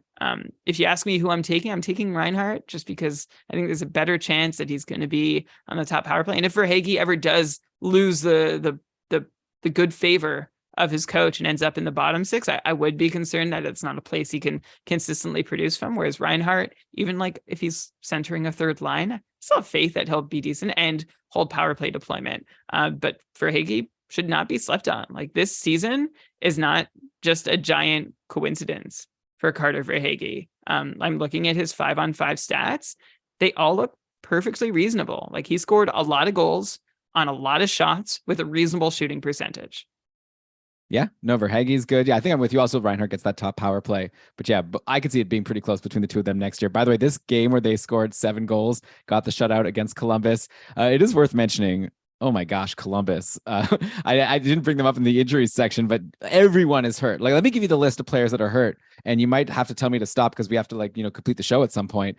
But so Laine, Werenski, of course, has been out the whole year. Remember Werenski went down, and then it was like, it's Jake Bean time. Remember Jake Bean time? I remember Jake Bean time because he's been injured. Nick Blankenberg got some power. Oh, Adam Boqvist came back. He was on the top power play. He's injured. Nick Blankenberg injured. Gavin Baybrother is someone who's not injured. He's the one who's been on the top power play lately. That's like, what is he like? Not even on the team to start the year. Then as far as forwards, yeah, I mentioned Laine. Also Jack Roslovic just got hurt. Of course, Elvis Merzlikins is hurt now. Like, this whole team has just been gutted. So not surprised. You definitely want to take teams playing Columbus, I think, next week. Actually, let me bring that up right now. They play Tuesday, Thursday, Saturday against Toronto, New Jersey, and the Rangers. So yeah, if you've got like an Austin Matthews, you're licking your lips for what he's going to do on Tuesday. Hopefully he doesn't get rested. That would be a good game actually for the Leafs to rest Matthews. Not to put any bad juju in the air for the Matthews managers. But anyways, okay, back to Florida. Brian, your favorite goalie, I should mention someone who you've been hyping forever. Alex Lyon got in with Bobrovsky hurt. And what a week. I was mentioning Reinhart maybe as like an MVP for people. Alex Lyon had a shutout against Columbus in the last game, stopping 21. Before that, he got the win over Montreal, stopping 18 and 20. And before that, a huge win over Toronto, stopping 38 of 40 in that 3-2 win. Alex Lyon just crushing it. We don't have an update yet on Bobrovsky. He just keeps on being out. But I feel like at this point, this is what Shortchef's Jeremy and Chams were talking about. I think at this point, if Bobrovsky comes back and is healthy, like, they're still going to play. Like, they're chasing a playoffs. Why wouldn't you just keep playing Lyon until he falters? He's their new Hamburglar, right? To try to get them into the playoffs. Yeah. I mean, Bobrovsky, I don't know if he was playing like sort of injured, but he lost 3 in a row before hitting the shelf, and he wasn't doing well either. 808, 905, 846, 3 straight games where he gave up 4 or more goals against. And over the last month or so, Bobrovsky's just an 871 goalie, which is not like, I would go with the hot hand. Like, Bobrovsky has been this cold this season and doesn't necessarily snap out of it all that quickly. And then you have Alex Lyon, who, if it weren't for Vasilevsky, I think Lyon would be having one of the most celebrated weeks in fantasy this week, and maybe even this season, stopping 77 of 81 shots he faced for 951 save percentage, 3 wins in a row, including coming off that shutout against Columbus. Mind you, the other teams he played were Montreal. Ironically, actually, though, he did great against Toronto, not great against Montreal. That gave up 2 goals on 20 shots, and then shut out Columbus, which is also kind of expected. So yeah, if Alex Lyon's out there, look, he could blow you up. And Elon, I know you were saying like someone I've been hyping forever, and that's sort of like a cheeky thing. He's someone I tossed off a comment once that I'd like to see what he can do. Like, he's never had a sustained look, and I don't know why I thought he deserved one, but hey, if I did think that, I'm looking right now, so I will take it. By the way, so on Florida, like, Aaron Ekblad was super cold. We brought him up on the last show. It was like a terrible cold streak. He'd gone like 5 games without a point since we talked about him. like assists in 4 straight games this week. So just goes to show you, when you're thinking about your guys to add for next week, if there's someone like in a good spot that takes shots, how, Brian and I like the shots as like something to at least give you a little hint that they could do better. Like now's a good time where a lot of people are like feeling desperate, just dropping someone who they drafted really high because they're not producing. And they're just like, I just need to get someone who can produce for me now. And like, I understand that inclination, but you may be able to find some gems in free agency. And Ekblad is an example. And by the way, he was back on the top power play these last few games. Yeah. So he was in a better spot. And while, he has 3 points, you mentioned 4 in his last 4, but 3 since coming back onto the top power play unit. Only 1 of those came with the man advantage. But still, like it's gotta feel good. It's gotta be good for him. So it's nice to see him get some deployment again, and that's reason enough. If Aaron Ekblad was dropped, as we said on the show, like he stopped shooting power play 2. It's not really rosterable. Ekblad is once again rosterable. Yeah, definitely. Let's go to Detroit now. Okay, David Perron had himself a week out of nowhere. I know, Brian, at one point in this season in Cupful, you like blew all your fab when he was dropped to get Perron onto your lineup. And then I feel it was like a day or 2 later, you were asking me if you should drop Perron. You were like, why did I add him? He's terrible. Well, anyone who took a shot on him for their fantasy playoffs, very happy, right? He had that hat trick against Pittsburgh. Then the next game, couple assists against Carolina. Then he scored a goal against Winnipeg. So far, pointless today versus Toronto. But like, how's this guy not done enough for you? Okay, let him have a break here. David Perron out of nowhere, 34 years old. Detroit is running some new lines, and Perron has been right there on the top line and the top power play. I know that hasn't been the case all season, but right now, if Perron is still out there for you, I don't see why he shouldn't be able to continue something similar, like at least something valuable while he's getting this deployment with Larkin. And then I guess if you can't get Perron because he's taken too many leagues, Dominik Kubalik has been the other guy on the line with Larkin lately. And Kubalik also is on a bit of a run. He has an assist today. He also had goals in a couple straight before nothing versus Winnipeg. So yeah, at this point, I wouldn't be too upset with getting a Detroit guy playing on the top line. Perron, absolutely top line, top power play. And one thing to like about Perron being on the top power play, where he's been for a lot of the year, by the way, without being terribly well. Actually, he's been. I shouldn't shortchange him. He's 22 power play points in 76 games. It felt like those points weren't coming too often lately. And coming into that hat trick, he had scored 2 goals in his last nearly 30 games. So things were not going well for David Perron. The hat trick was finally the dam breaking. And it's good to see that he does have 2 of these 4 goals that have come in his last 3 games leading into Sunday's game. They came on the power play, and then another point came on the assist. So as we've said, like you want Perron producing on the power play. Like that's what makes him worthwhile. Elon, I did drop all my fab on him, then cut bait. Fortunately, I was able to pick him up again. Oh, nice. Yeah, ahead of like this run of assists because he had a good schedule. I got lucky though. I didn't have a whole lot of faith that he'd do so well. And Kubalik, I was looking at him and thinking, no, he's not going to keep producing. He's not going to keep producing. And he has. So I also have added Kubalik to my Cupful roster this week. And so long as he's on the top line, then I'm interested in Dominik Kubalik.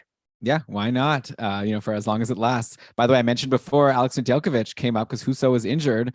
Nedeljkovic pulling Alex Lyon here, coming up from the minors, and not saving the season because Detroit is obviously well out of things. But another great game, by the way, today. This game isn't over against Toronto, but at this point, we're like 15 minutes left. I don't want to jinx the guy, but Nedeljkovic has stopped 33 of 34. So definitely a big reason why Detroit is winning 3-1 at this point. But it's not only this game, right? His previous game, he led in only 2 in a win over Carolina. Before that, he led in 4, but it was on 39 shots in a win over Pittsburgh. And before that, he led in like 2 goals in a loss to Philly. Like Nedeljkovic has been good. And this is a guy who I feel like I gave up on. He was actually dropped in my dynasty league. And I was like, yeah, for good reason. He's not even playing and you can't put him in a minors spot. But now whoever picked him up probably think like I'm brilliant genius because you just got a goalie who it'll be fun to see now what happens to Nedeljkovic. Because after all this time of thinking he's done now next year, who knows where he'll be? Like Detroit obviously has Husso, and Nedeljkovic, I think, has just earned himself. Like Brian, you were talking before about like Cam Talbot and wondering if any team is going to be interested in signing him. I don't know. Really, is this short stretch enough of a reason to prefer getting Nedeljkovic to Cam Talbot? Yeah, I was going there too. I was going to ask you if you're an NHL team, who would you rather between Nedeljkovic and Talbot? And I think I'd prefer Ned, just because he's younger. It's been a really rough season for him. I mentioned quality starts for Talbot. Nedeljkovic is at 37 which is just absolutely brutal. But he hasn't had a lot of opportunities, and it's been a trying season for him. Detroit was ready to move on entirely. He was playing in the minors most of the year. 912 save percentage in 26 games with Grand Rapids. So at least he was holding his own down in the minors. And we'll see if he's earned another shot. I feel like he's earned another shot at least as someone to compete for a backup job in camp. And if everything breaks right, like Elon, you dropped him in your dynasty. Is he still available in your dynasty league? No, he got taken. That's okay. Yeah. We have a max 4 goalies rule, and that was another reason why I didn't jump on him. Yeah, I could see why if I was limited to 4 goalies, he might not make the cut. But I think he's worked his way back into some of the deep keeper dynasty league conversations. Yeah, so he's UFA. We'll see what happens next year. But okay, Brian, with that, I guess we should take a quick break, and then we'll come back to talk about some more hot streaks here. We'll be back soon. You're listening to Keeping Karlsson. Oh, actually, you know what? Let me just quickly finish up Detroit really quickly before I do the break. Edit point. Okay. And then, one last thing I wanted to mention on Detroit, just a fun thing. This is again, like for future in Dynasty, a high draft pick, Marco Kasper, getting his first game today for the Red Wings. And, not too exciting so far. He's played 10 minutes of ice time, no points. He's taken a shot. So I don't know, nothing really to act on here. Just kind of fun to see Marco Kasper get in after like playing the season in Sweden and doing really, really well. And a lot of people are like been praising Steve Yzerman for like another genius pick. And we'll see how he turns out. It'll be fun to see if he gets in next year. I am seeing, Brian, this is like my like kooky idea, which is like crazy and dumb, but I'm seeing that Kasper has taken 8 faceoffs and he's only won 1 of them.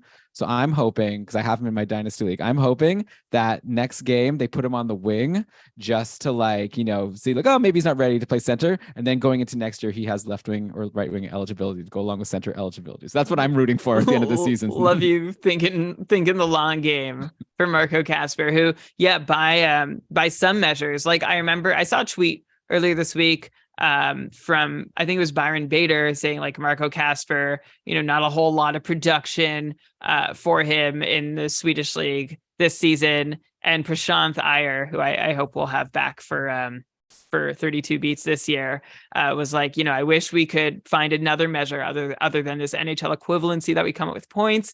And then somebody else shared a chart, and I can't remember this hero, but it's just saying like basically Marco Kasper's value to his team, like it was sort of like a WAR, like wins above replacement stat. Even though he only had 23 points in 52 games, he made his team better. And he was 18 years old, playing in Sweden's top league, which is one of the world's top leagues. So that bodes well for Kasper, who turns 19 in about a week, and hopefully will be in full-time NHLer next year with left-wing eligibility. that would be my hope. Okay, Brian, we still have obviously a bunch of hot streaks to get to. So let's take a quick break, and then we'll get to as much as we can. You are listening to Keeping Karlsson. Okay, let's go to Buffalo next.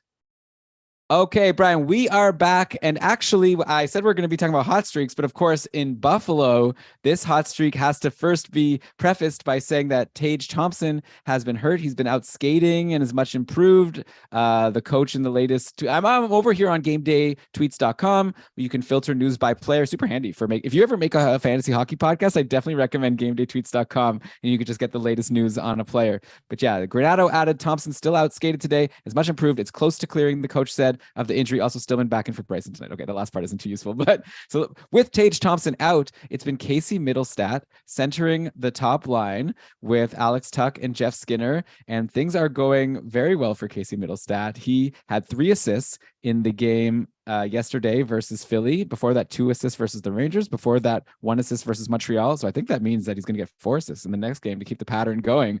Add it all together, we've got 7 assists in the last 4 games for Casey Middlestat. It would be nice to see a goal there, but you can't complain with all those points. So going into next week, especially, only if you see the news that Tage Thompson continues to be out.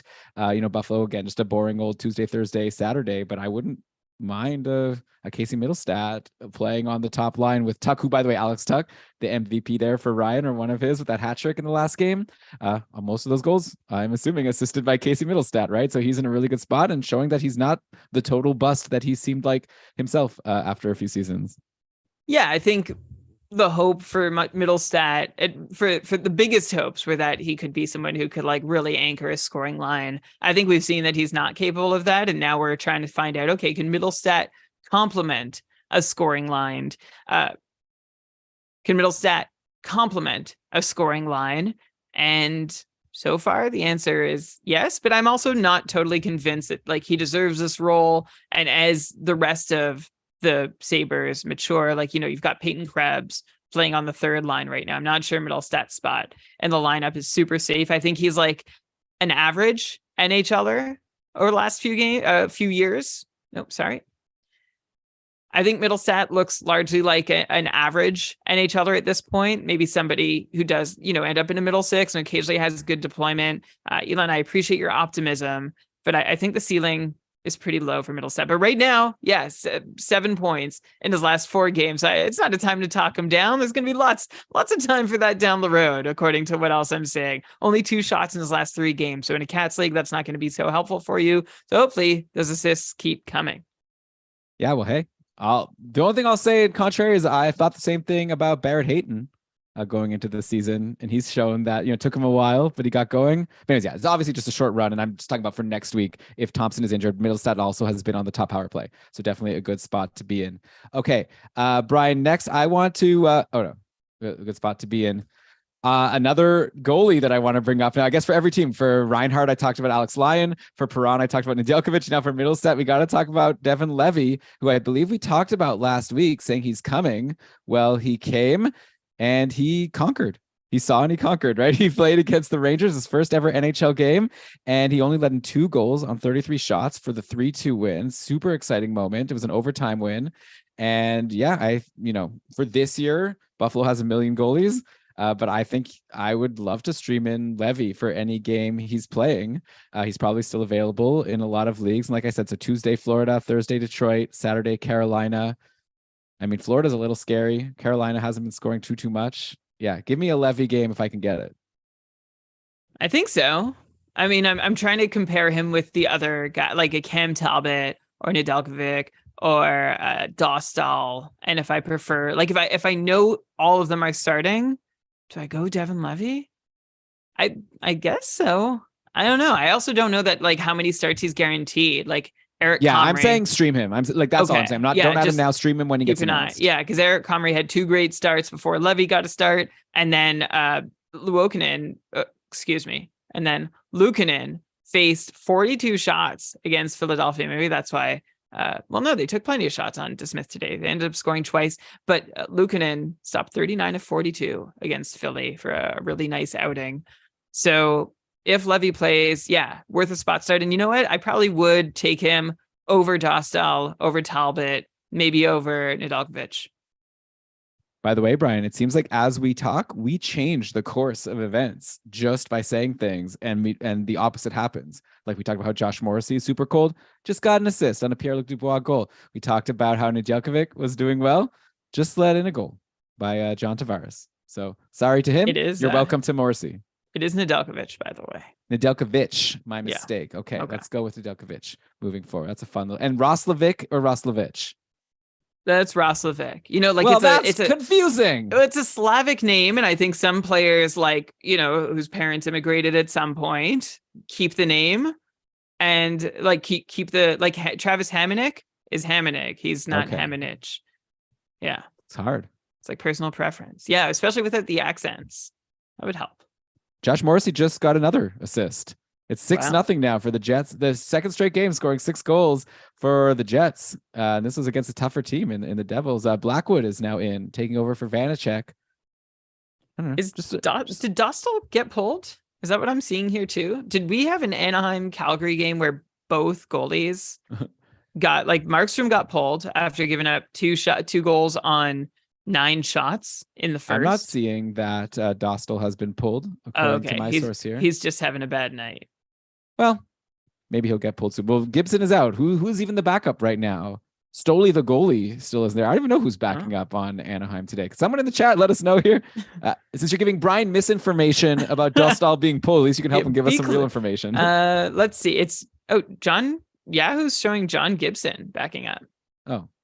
Well, what do I know then? All right, let's continue on here. And Vlada's given up a goal on 4 shots against. Maybe Markstrom comes out to start the third. Maybe. You'll know, dear listener, by the time you hear this. By the way, Mackenzie Weegar has been looking good on Calgary. Since we're talking about this Calgary-Anaheim game, I wanted to bring Weegar up. No points today, But before that, it's crazy because Uyghur's been off the top power play. It's been like Hannafin or Rasmus Anderson getting more, but like lately Uyghur's gotten on the top power play. He's taking a ton of shots. He had 2 assists in the last game versus Vancouver. I'm seeing him get on the score sheet pretty often, plus a lot of shots, plus a lot of blocks. This is kind of and a lot of hits. This is kind of the statue that I was expecting from Uyghur at the start of the year. So I wonder if this is going to be a situation. Remember when Pavelski, obviously a different position, but like when Pavelski went to Dallas and really stunk in his first year, but Bobrovsky actually on Florida also in another position. Maybe some players just take a longer time to adjust to their new situation. But the way Uyghur is looking now makes me think maybe next year he can be like a sneaky late. If you're grabbing your 4th defenseman, maybe grab Mackenzie Uyghur and hope that he can continue what he's been doing at the end of the season. Just an important thing to note. And like on the flip side, Rasmus Anderson has been like super cold lately, which is disappointing because he's sort of like convinced us that he's a solid top power play guy. I'm not saying he's going to get bumped from the top power play, but we're looking at no points in 5 games. He looks like he got an assist now today against Anaheim. But yeah, just wanted to bring up those 2 Calgary defensemen, and it's kind of like in Winnipeg also. It's like up is down. Like the guys who you expect to get points aren't, and the ones who you weren't expecting are starting to do stuff. Yeah, Uyghur is like the Pionk from last week, right? Where's this coming from? I'd love for Uyghur to chill. I'm sorry to talk a lot about my team. He's got 4 shots halfway through the game against Anaheim tonight, and had 2 assists and 6 shots. Like if I lose in my final matchup this week, it'll be because of him. So I'm not cheering. We for hate him. you, Mackenzie. I'm not a fan, but he's been very, very valuable. Yes, it's nice that the peripherals are coming and that the points happen to be coming too. By the way, on Anaheim, I was going to bring up Trevor Zegras as someone on a cold streak. I see he has an assist today, which is nice. But Zegras is someone who you were expecting to be like one of your star players in your fantasy playoffs. And unfortunately, this assist, then a couple games ago, he had an assist versus St. Louis. But we're looking at only like those 2 points in his last 7 games. He missed a game versus Seattle earlier in the week. But yeah, Trevor Zegras totally falling off. Does that affect anything for you? Like, I guess, is he, kind of like a Nick Suzuki situation, like going into next week? Now, like I did talk about a matchup maximizer, how Anaheim has a decent schedule next week. They have 2 off-day games, which is the most of any team if you consider Tuesday a busy day for your team. So probably you're not dropping Trevor Zegras. But what's going on with this guy? I guess everyone's hurt also, which doesn't help. Right? Troy Terry is out. Yeah. Henrique is out. And even when they're healthy, it's not the easiest of roles for Zegras to continue, being able to put up points. I think this season we've seen him hold steady from last year, which I think is a plus. Like we've seen that last year was not a fluke for Zegras, and now in his age, he's 22 years old now, but this was his age 21 season. He looks solid. He had a bigger role, bigger assignment this year, playing another minute per night, and he was able to produce at a very similar clip to last year at 5-on-5 and on the power play, and that is despite some difficult conditions in Anaheim. So I'm looking forward. Like he was a hot ticket going into drafts this year. His 2nd straight season now, the Zegras looks like he's going to finish off with about 65 point pace over a full 82 games. Kills you in plus minus, of course, minus 25 this year. But if I'm looking ahead to next year, it's nice to know that the floor for Zegras seems like a pretty safe 65, and the upside for 5 or 10 more is there, depending on what happens around him in the offseason. Yeah, I think if anything, probably he was being like last year, like you said, he paced for around 67. Then I think he was being drafted this year as like a 75 point guy, an exciting rookie. People were like taking him as if he's going to like really take that next step forward, and he didn't. And so I think next year he's probably going to fall in drafts compared to where he got drafted last year. But I would say I would draft him next year where he was getting drafted last year. Like, I feel like now is your chance to get Zegras at a bit of a discount, because I don't think this is, where he lands in his career. I think we're just waiting for the breakout. And I think like 3rd season could definitely be the time when he really gives you, obviously don't reach too high, but I definitely wouldn't be shocked to see him take that next step. Yeah, I said 5 or 10 more points, and that was like strictly for next year. Like there's upside beyond that for years following, especially once Anaheim is competitive. And again, next season is just going to be his age 22 season. So please don't get me wrong. There's lots more room for Zegras to grow beyond this year and probably even beyond next year. All right, Brian. So are you good to go like maybe another 15 minutes, or do you really need a hard out at 9:30? I got 15. All right. I'll do a commercial break and then we'll finish. All right. All right, Brian, I still have a bunch of hot streaks. I want to do next like a bunch of guys that probably are like 0 or 1% rostered. Okay, guys, a lot of people haven't heard of that are doing really well lately. And so, in your deep leagues, these are the types of players you're looking to add in your finals or maybe thinking about for next year. So we'll get to them very soon. You're listening to Keeping Karlsson. All right, sirs, and okay, no. We are back, and Brian, here we go for the final stretch of this episode. We're rolling to the end of the season, and not a lot of players are getting new opportunities on their teams, getting called up from the minors. I want to start in San Jose, where it's just like a whole new roster for the Sharks, actually. And, a lot of people are taking advantage, like just in this last game against the Coyotes. What a fun night, right? Tomas Hertl was playing on a line with Jacob Peterson, who was acquired from Dallas. And Jacob Peterson also played, by the way, on the top power play, scored a power play goal, points for his third straight game. We're up to now 4 points in 6 games for Jacob Peterson on the season since he's joined the Sharks. And like I said, line 1, power play 1. And then the other guy on the line was Daniil Gushin, a guy who was drafted in the 3rd round back in 2020, played his first career game yesterday. Brian's like smirking at me, I think, as if I'm like making up names. These are real players. No, I love it. Gushin scored a goal in his first game, took 4 shots. It was actually a power play goal from the second power play. Gushin looking having a better first game than Marco Kasper. I don't know. I don't know why I'm saying that. Apropos of nothing. He's a little older. He's 21. Like you said, Kasper is 18. And that's not it. Like I could keep going. We talked about a guy named, what was his name? I even forget. He wasn't in the roster this last game. So now he's off our radar. There was another guy on San Jose that was getting points after being in the minors all season. But yeah, he had to leave to make room for Kyle Criscuolo, who played his first game also of the year and also scored a goal. And also Thomas Bordeleau came in, and he's like obviously the highest pedigree guy of all these people we're talking about. And Bordeleau had an assist in his first game versus Vegas. No points in that game against Arizona yesterday, but he was like a 2nd round pick for the Sharks. So we've got a ton of names here of players getting opportunities. Oh, and of course, one guy who's been around the whole season, but he needs to be mentioned in this segment, is Noah Gregor, who got a hat trick yesterday. And that wasn't it. And that's not it. Like a total, it's not just a random hat trick out of nowhere. 7 points in his last 5 games. So Gregor has been producing.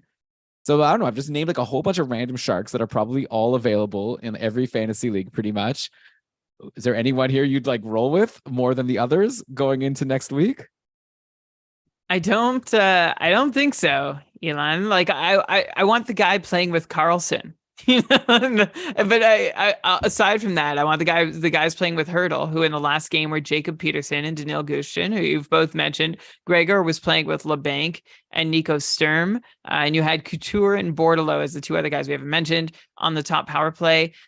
Couldn't I also I know this isn't what we're supposed to be doing with this. Like you asked me about all the other guys, and I brought up Karlsson, and I talked about the other guys, but I just want to talk about Erik Karlsson putting up 4 assists. Mm-hmm. With that roster of guys that I just mentioned. Like Erik Karlsson is out of this world. There's one particular goal where he was like the only guy who was in the end. Like it was Daniil Gushin on the power play from Karlsson and Jacob McDonald, scored on Ivan Prosvetov. It's like Erik Karlsson is the only NHLer in that group, like from that whole goal, or at least the only NHLer as of this moment. Gushin is he's small. All right. He's listed at 5'8", which means it might be generous, $165, and hasn't even been like terribly offensive. This is his first full pro season, 3rd round pick in 2020 at 36 points with the Barracuda of the HL, which is not a bad debut at all. And then Jacob Peterson, he's 23, and he also he was, like you mentioned, he was traded to San Jose late. He's done well with the Barracuda, 6 points in 8 games after being like kind of a nobody with Texas when he was in the Dallas system. Now 4 points in 5 games for the Sharks. So I guess these are the guys playing for the San Jose Sharks. Elon, I think it's just as likely that the Sharks get like shut out completely as it is that any of these guys produce. So it's hard for me to really endorse any one of them over the other. I don't know. Is there someone you like from this group? I mean, I'm so biased. I have Gushin in my dynasty league. I could tell, actually, just the way you said his name. I knew it. So actually, so how this league worked is we like had our first draft in year 1 where like everyone was available. It was the first draft. Then like the next year, I traded away like all my picks I won the first season, by the way. Oh, and also by the way, congrats to Maddie. He and I are winning this season as well. Look at us. But anyway, after that first season, we traded away all of our picks. So going to that next draft, our top pick was like a third rounder or fourth round. I don't even remember.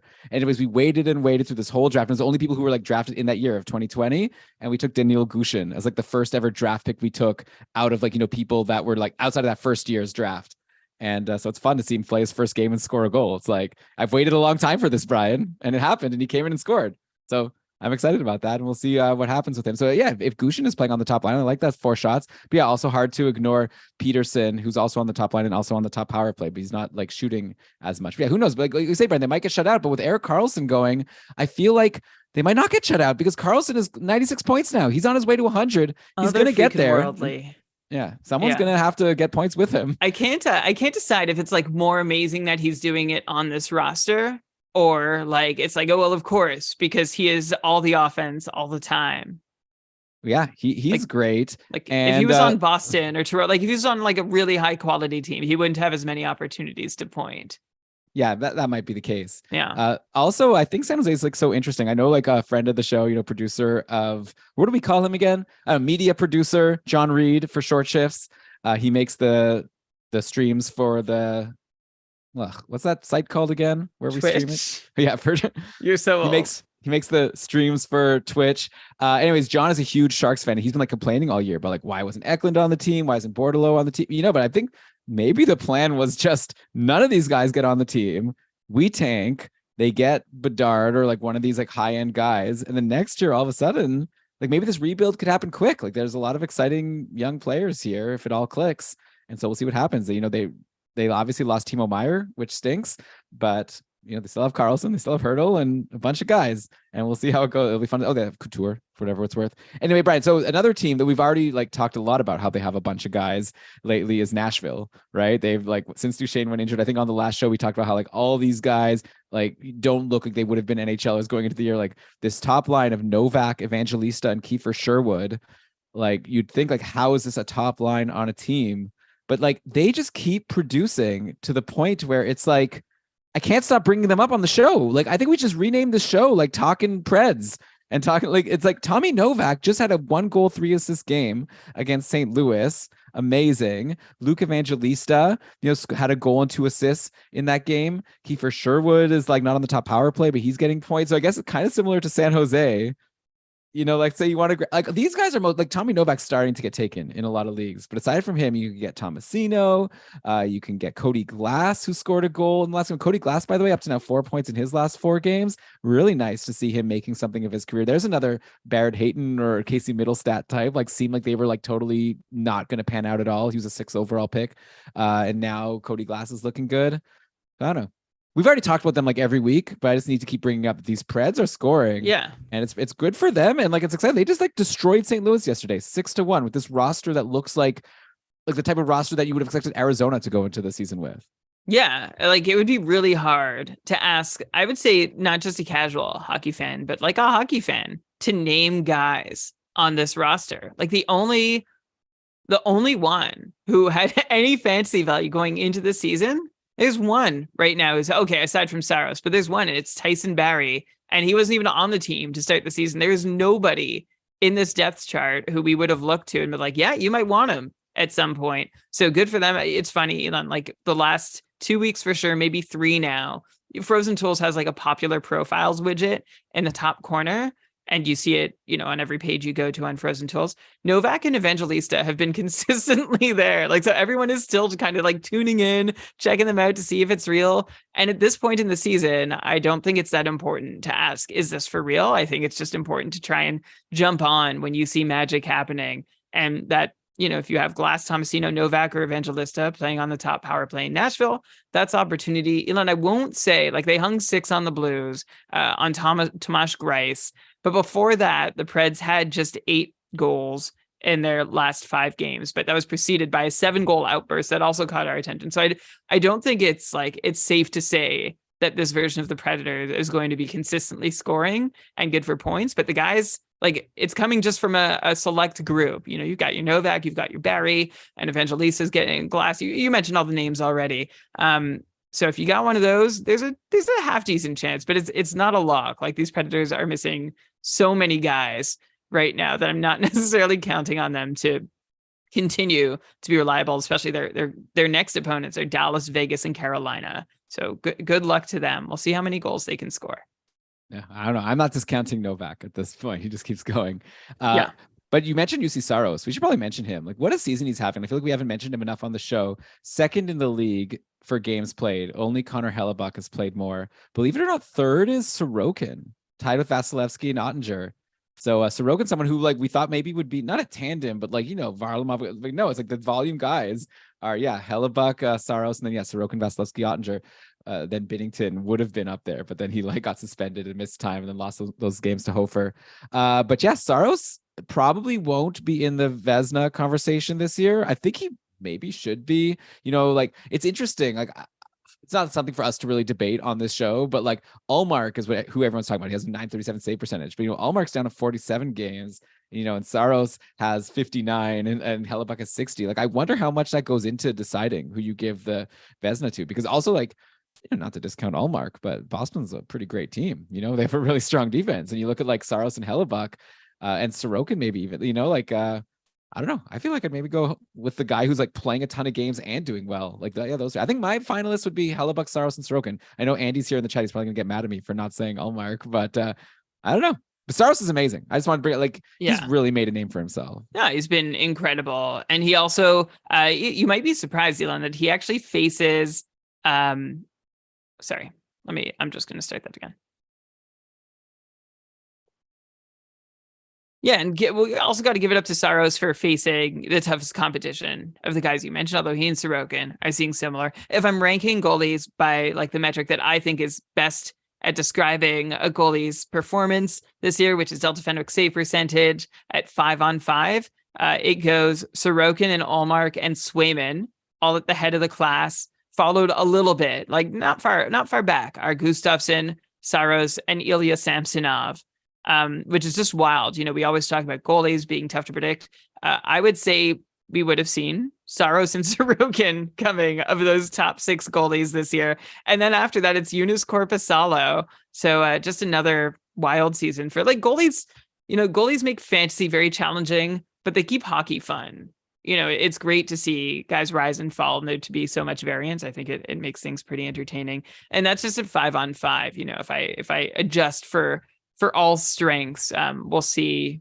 Well, I don't know. Let's see what we see here. I wasn't planning on it. We see Ullmark at the top, then Sorokin, then Gustafsson, Swayman, Saros. So it's a very similar group at the top. Those guys are doing very well, shorthanded as well as the Cole's notes on why that is. But yeah, huge season for Saros. I think honestly, Elon, any of those guys, you look at Swayman and Gustafsson having played a good deal less than the group, but I'd say Saros, Sorokin, and Ullmark are your Vezina finalists. And I think Ullmark's going to win. He'll probably win. Yeah. Also, by the way, this is the least hot take ever. Andrei Vasilevsky is very good. He's like he's right up there. Yeah. He's come through lately after maybe not the most exciting season, but that's like what Vasilevsky does, right? Like, and Tampa Bay, Tampa Bay went through that cold stretch at one point, and maybe Leafs fans were thinking, oh, like licking their lips, look, Tampa Bay is struggling. Like now all of a sudden Vasilevsky is like on fire. He's led in either 0 or 1 goal in each of his last 3 games. You know how you used to be terrified if your team was going to face like Brodeur or Hasek in the playoffs? Like Vasilevsky has definitely reached that status. Like no matter how good your team is, that's not who you want to see on the other side. Like that, he could win 4 games easy out of 7. Yeah. Okay. So Brian, I still have a few other guys I wanted to bring up here. Maybe we could do a little lightning round. Oh, some defense that are hot. Sean Dursey came back from injury for LA and went and put up 4 points in 4 games. Nothing so far today in this game versus Vancouver. On the flip side, Kopitar was ice cold, pointless for 4 games. But I see he has 2 assists today versus Vancouver. So both of my narratives are being flipped in this game. I was going to have such an interesting, good question for you about can Jersey keep this up and when is Kopitar going to heat up? But I guess, but anyways, Kopitar is fine. Like whatever. We don't need to waste people's time for you saying that Kopitar is great.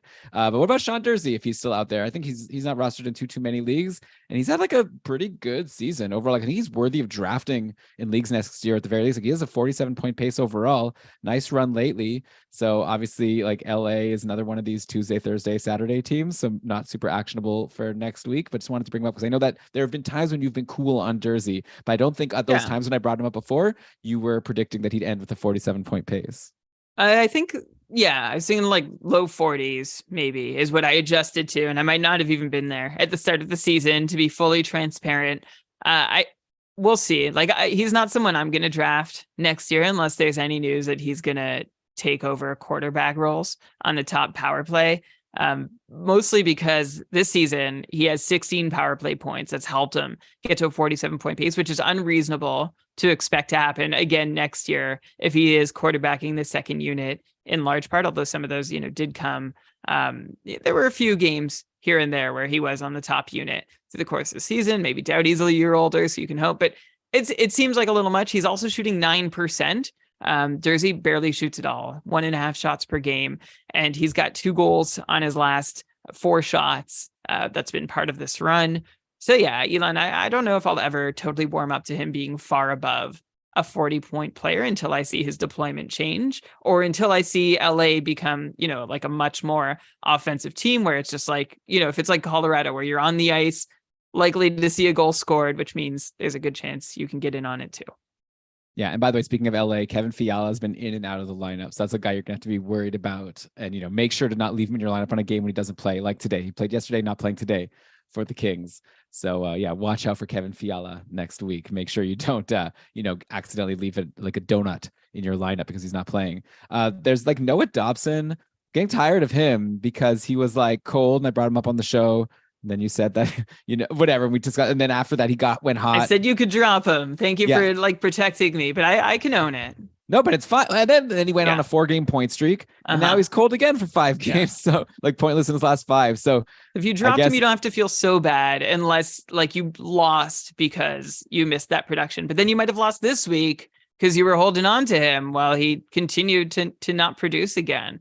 He's frustrating, right? Like I'm looking at his shot counts. I'm going to go backwards. Most recent to like going back in time. 1 shot today against Carolina, 4 shots the day before against Tampa, 1 shot against Washington, 4 shots against New Jersey, 2 shots against Buffalo, none against Columbus, 5 against Toronto.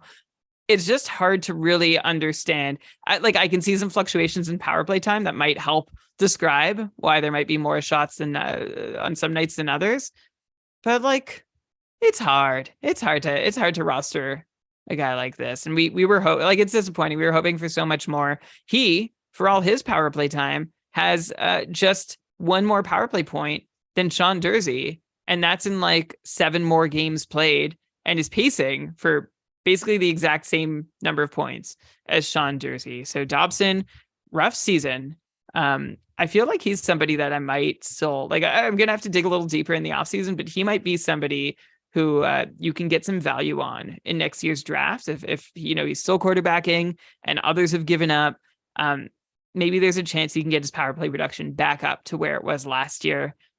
This year, it's been like, I think the Isles power play has just struggled. They're shooting 11% with Dobson on the ice this year compared to 15% last year. And that 15% number is more likely for a power play. And actually the Isles power play looks about as dangerous as they did last year. They're just not converting as often. So I'd say Dobson is a good candidate to get back to like 50, 55 points next year while quarterbacking a power play.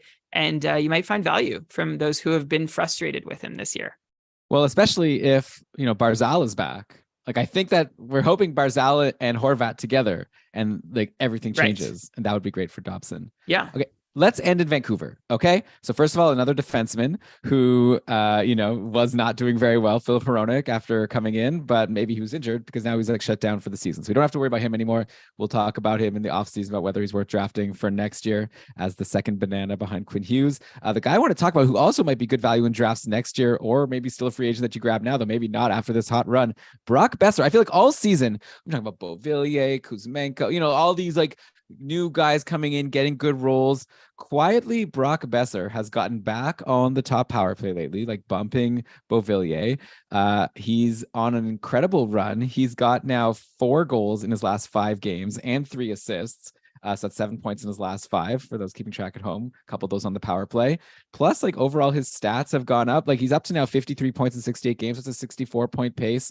Like, and climbing with this current role. So I don't know what's going to happen next year, but I feel like Besser is showing that he like has the chance to be a home run swing with a late pick, which is I think what you want when you're like late in your draft, like 14th round, 13th round. I think if Besser is still out there, he's someone I'd be interested in because I know a lot of people are worried. Like I know his shots have been down this year overall. But at one point we thought he was a stud. He's studding out right now. So I definitely wanted to bring him up at the very least. Yeah, good bringing him up. And I don't know what Brock Besser looks like under normal circumstances. There's been so much happening over the last, basically over Besser's career, right? Like he came in, guns blazing. We were super excited. And then since then, he's looked really inconsistent. He's gone like from super cold to super hot, basically for going on 4 years now. And there have been like off ice reasons as to why, and on ice, coaching changes, whatever. But it's funny because it's all averaged out to him still looking basically like a 65-point player, even though he goes through long stretches where he looks like a 50-point player, and then other stretches where he looks like an 80 or 80 point, even more than a point per game player, which is where he's at now. So I feel like Vancouver has to decide one way or another what exactly their plan is for him in the offseason. And I hope we'll get some clarity on that. There's 2 more years on his current deal where he's being paid $6.7 million. I don't know. We talked about Taylor Hall's $6 million, Ilana. Like I wonder if like Boston could do that straight up with Vancouver. Why? Like, I mean, when's the why last would time Taylor Vancouver Hall's do got... it? Is why Yeah. would Vancouver do anything? But that like it seems like Oh, a I move see. that a savvy front office could pull off. Yeah, it's just been a while since Taylor Hall scored 4 goals in 5 games. Yeah, that's true too. Also, for anybody looking like for other value in Vancouver, you've got Dakota Joshua, who's playing on the top line and had 4 points over 4 games.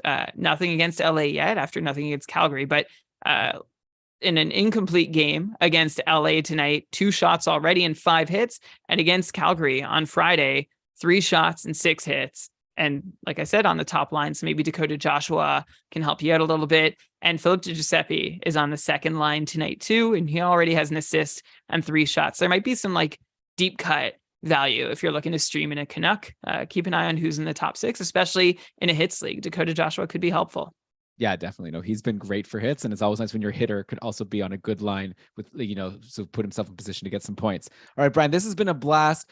So fun talking to you tonight. Hopefully people have gotten some value. I feel like anyone who's like going to their finals next week, hopefully you already have your plan, but we're here to try to just give you the story of what's been going on. And we hope you enjoyed the show. And thanks to everyone, by the way, for sticking with us all season long. If you're listening now, that means you're like a hardcore fan of Keeping Karlsson. I think I've mentioned before, like our numbers are usually like double in terms of downloads at the start of the year versus where they are now. So you're like one of the people who obviously are, wanting to be like totally engulfed in fantasy. And I have a feeling you're the type of person that's going to continue to do well in fantasy because you're sticking with us and listening to our fantasy content, maybe even after your season has ended. So yeah, thank you so much. We really appreciate our listeners.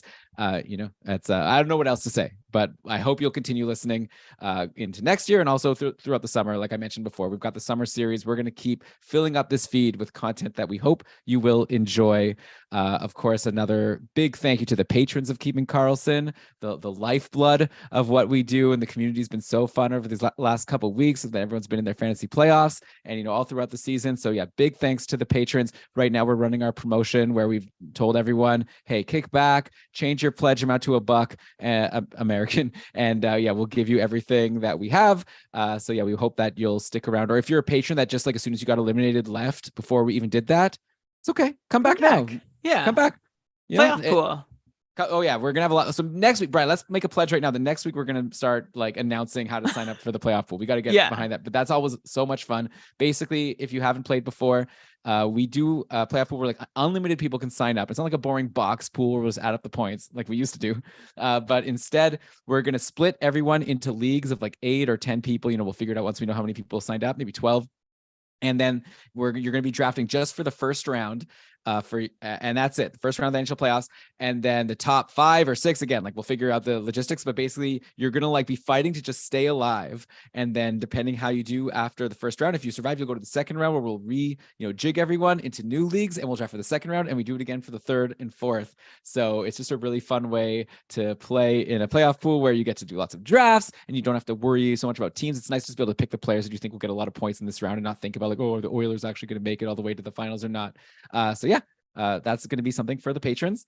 But Brian is saying, Elon, let's go wrap it up here. So let's cue the outro music. Brian, go ahead, read us the credits and take us out of here. All right. This episode of the Keeping Karlsson Fantasy Hockey Podcast was presented by Dobber Hockey and powered by our patrons. You can join their ranks and support us for $1 a month. But thank you to those who are our super supporters: Adam, Aaron, Ivan, Andrea, Tom, Derek, David, Rob, Ricard, and Patty. We appreciate your support now and all season long. Thank you to Kevin Hebert and our team of co-commissions. Wow, in the Cupful, kkupfl.com.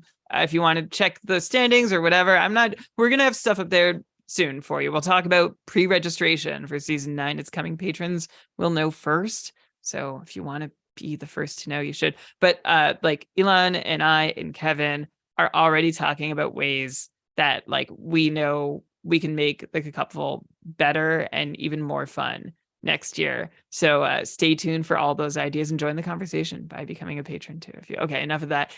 Thank you, Elon. Yeah, you told me to wrap up when I was talking about that stuff. Well, I wanted to talk too. GameDayTweets.com for everything you need to know to get through your final weeks of the season. Thank you to BrandonWeave.com for the logo art, outro music by Pat Roach. This episode was researched with help from Dobber Hockey, Frozen Tools, Dobber Prospects, Natural Stat Trick, Evolving Hockey, Cat Friendly, The Athletic, hockeygoalies.org, Hockey Reference, Hockey Viz, Hockey Database, Elite Prospects, and Yahoo.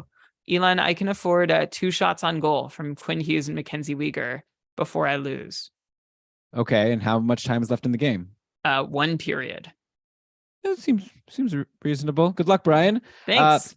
All right, and while we wait and to see if Brian is going to win his matchup or not, and for all the content coming next week, what should we all do, Brian?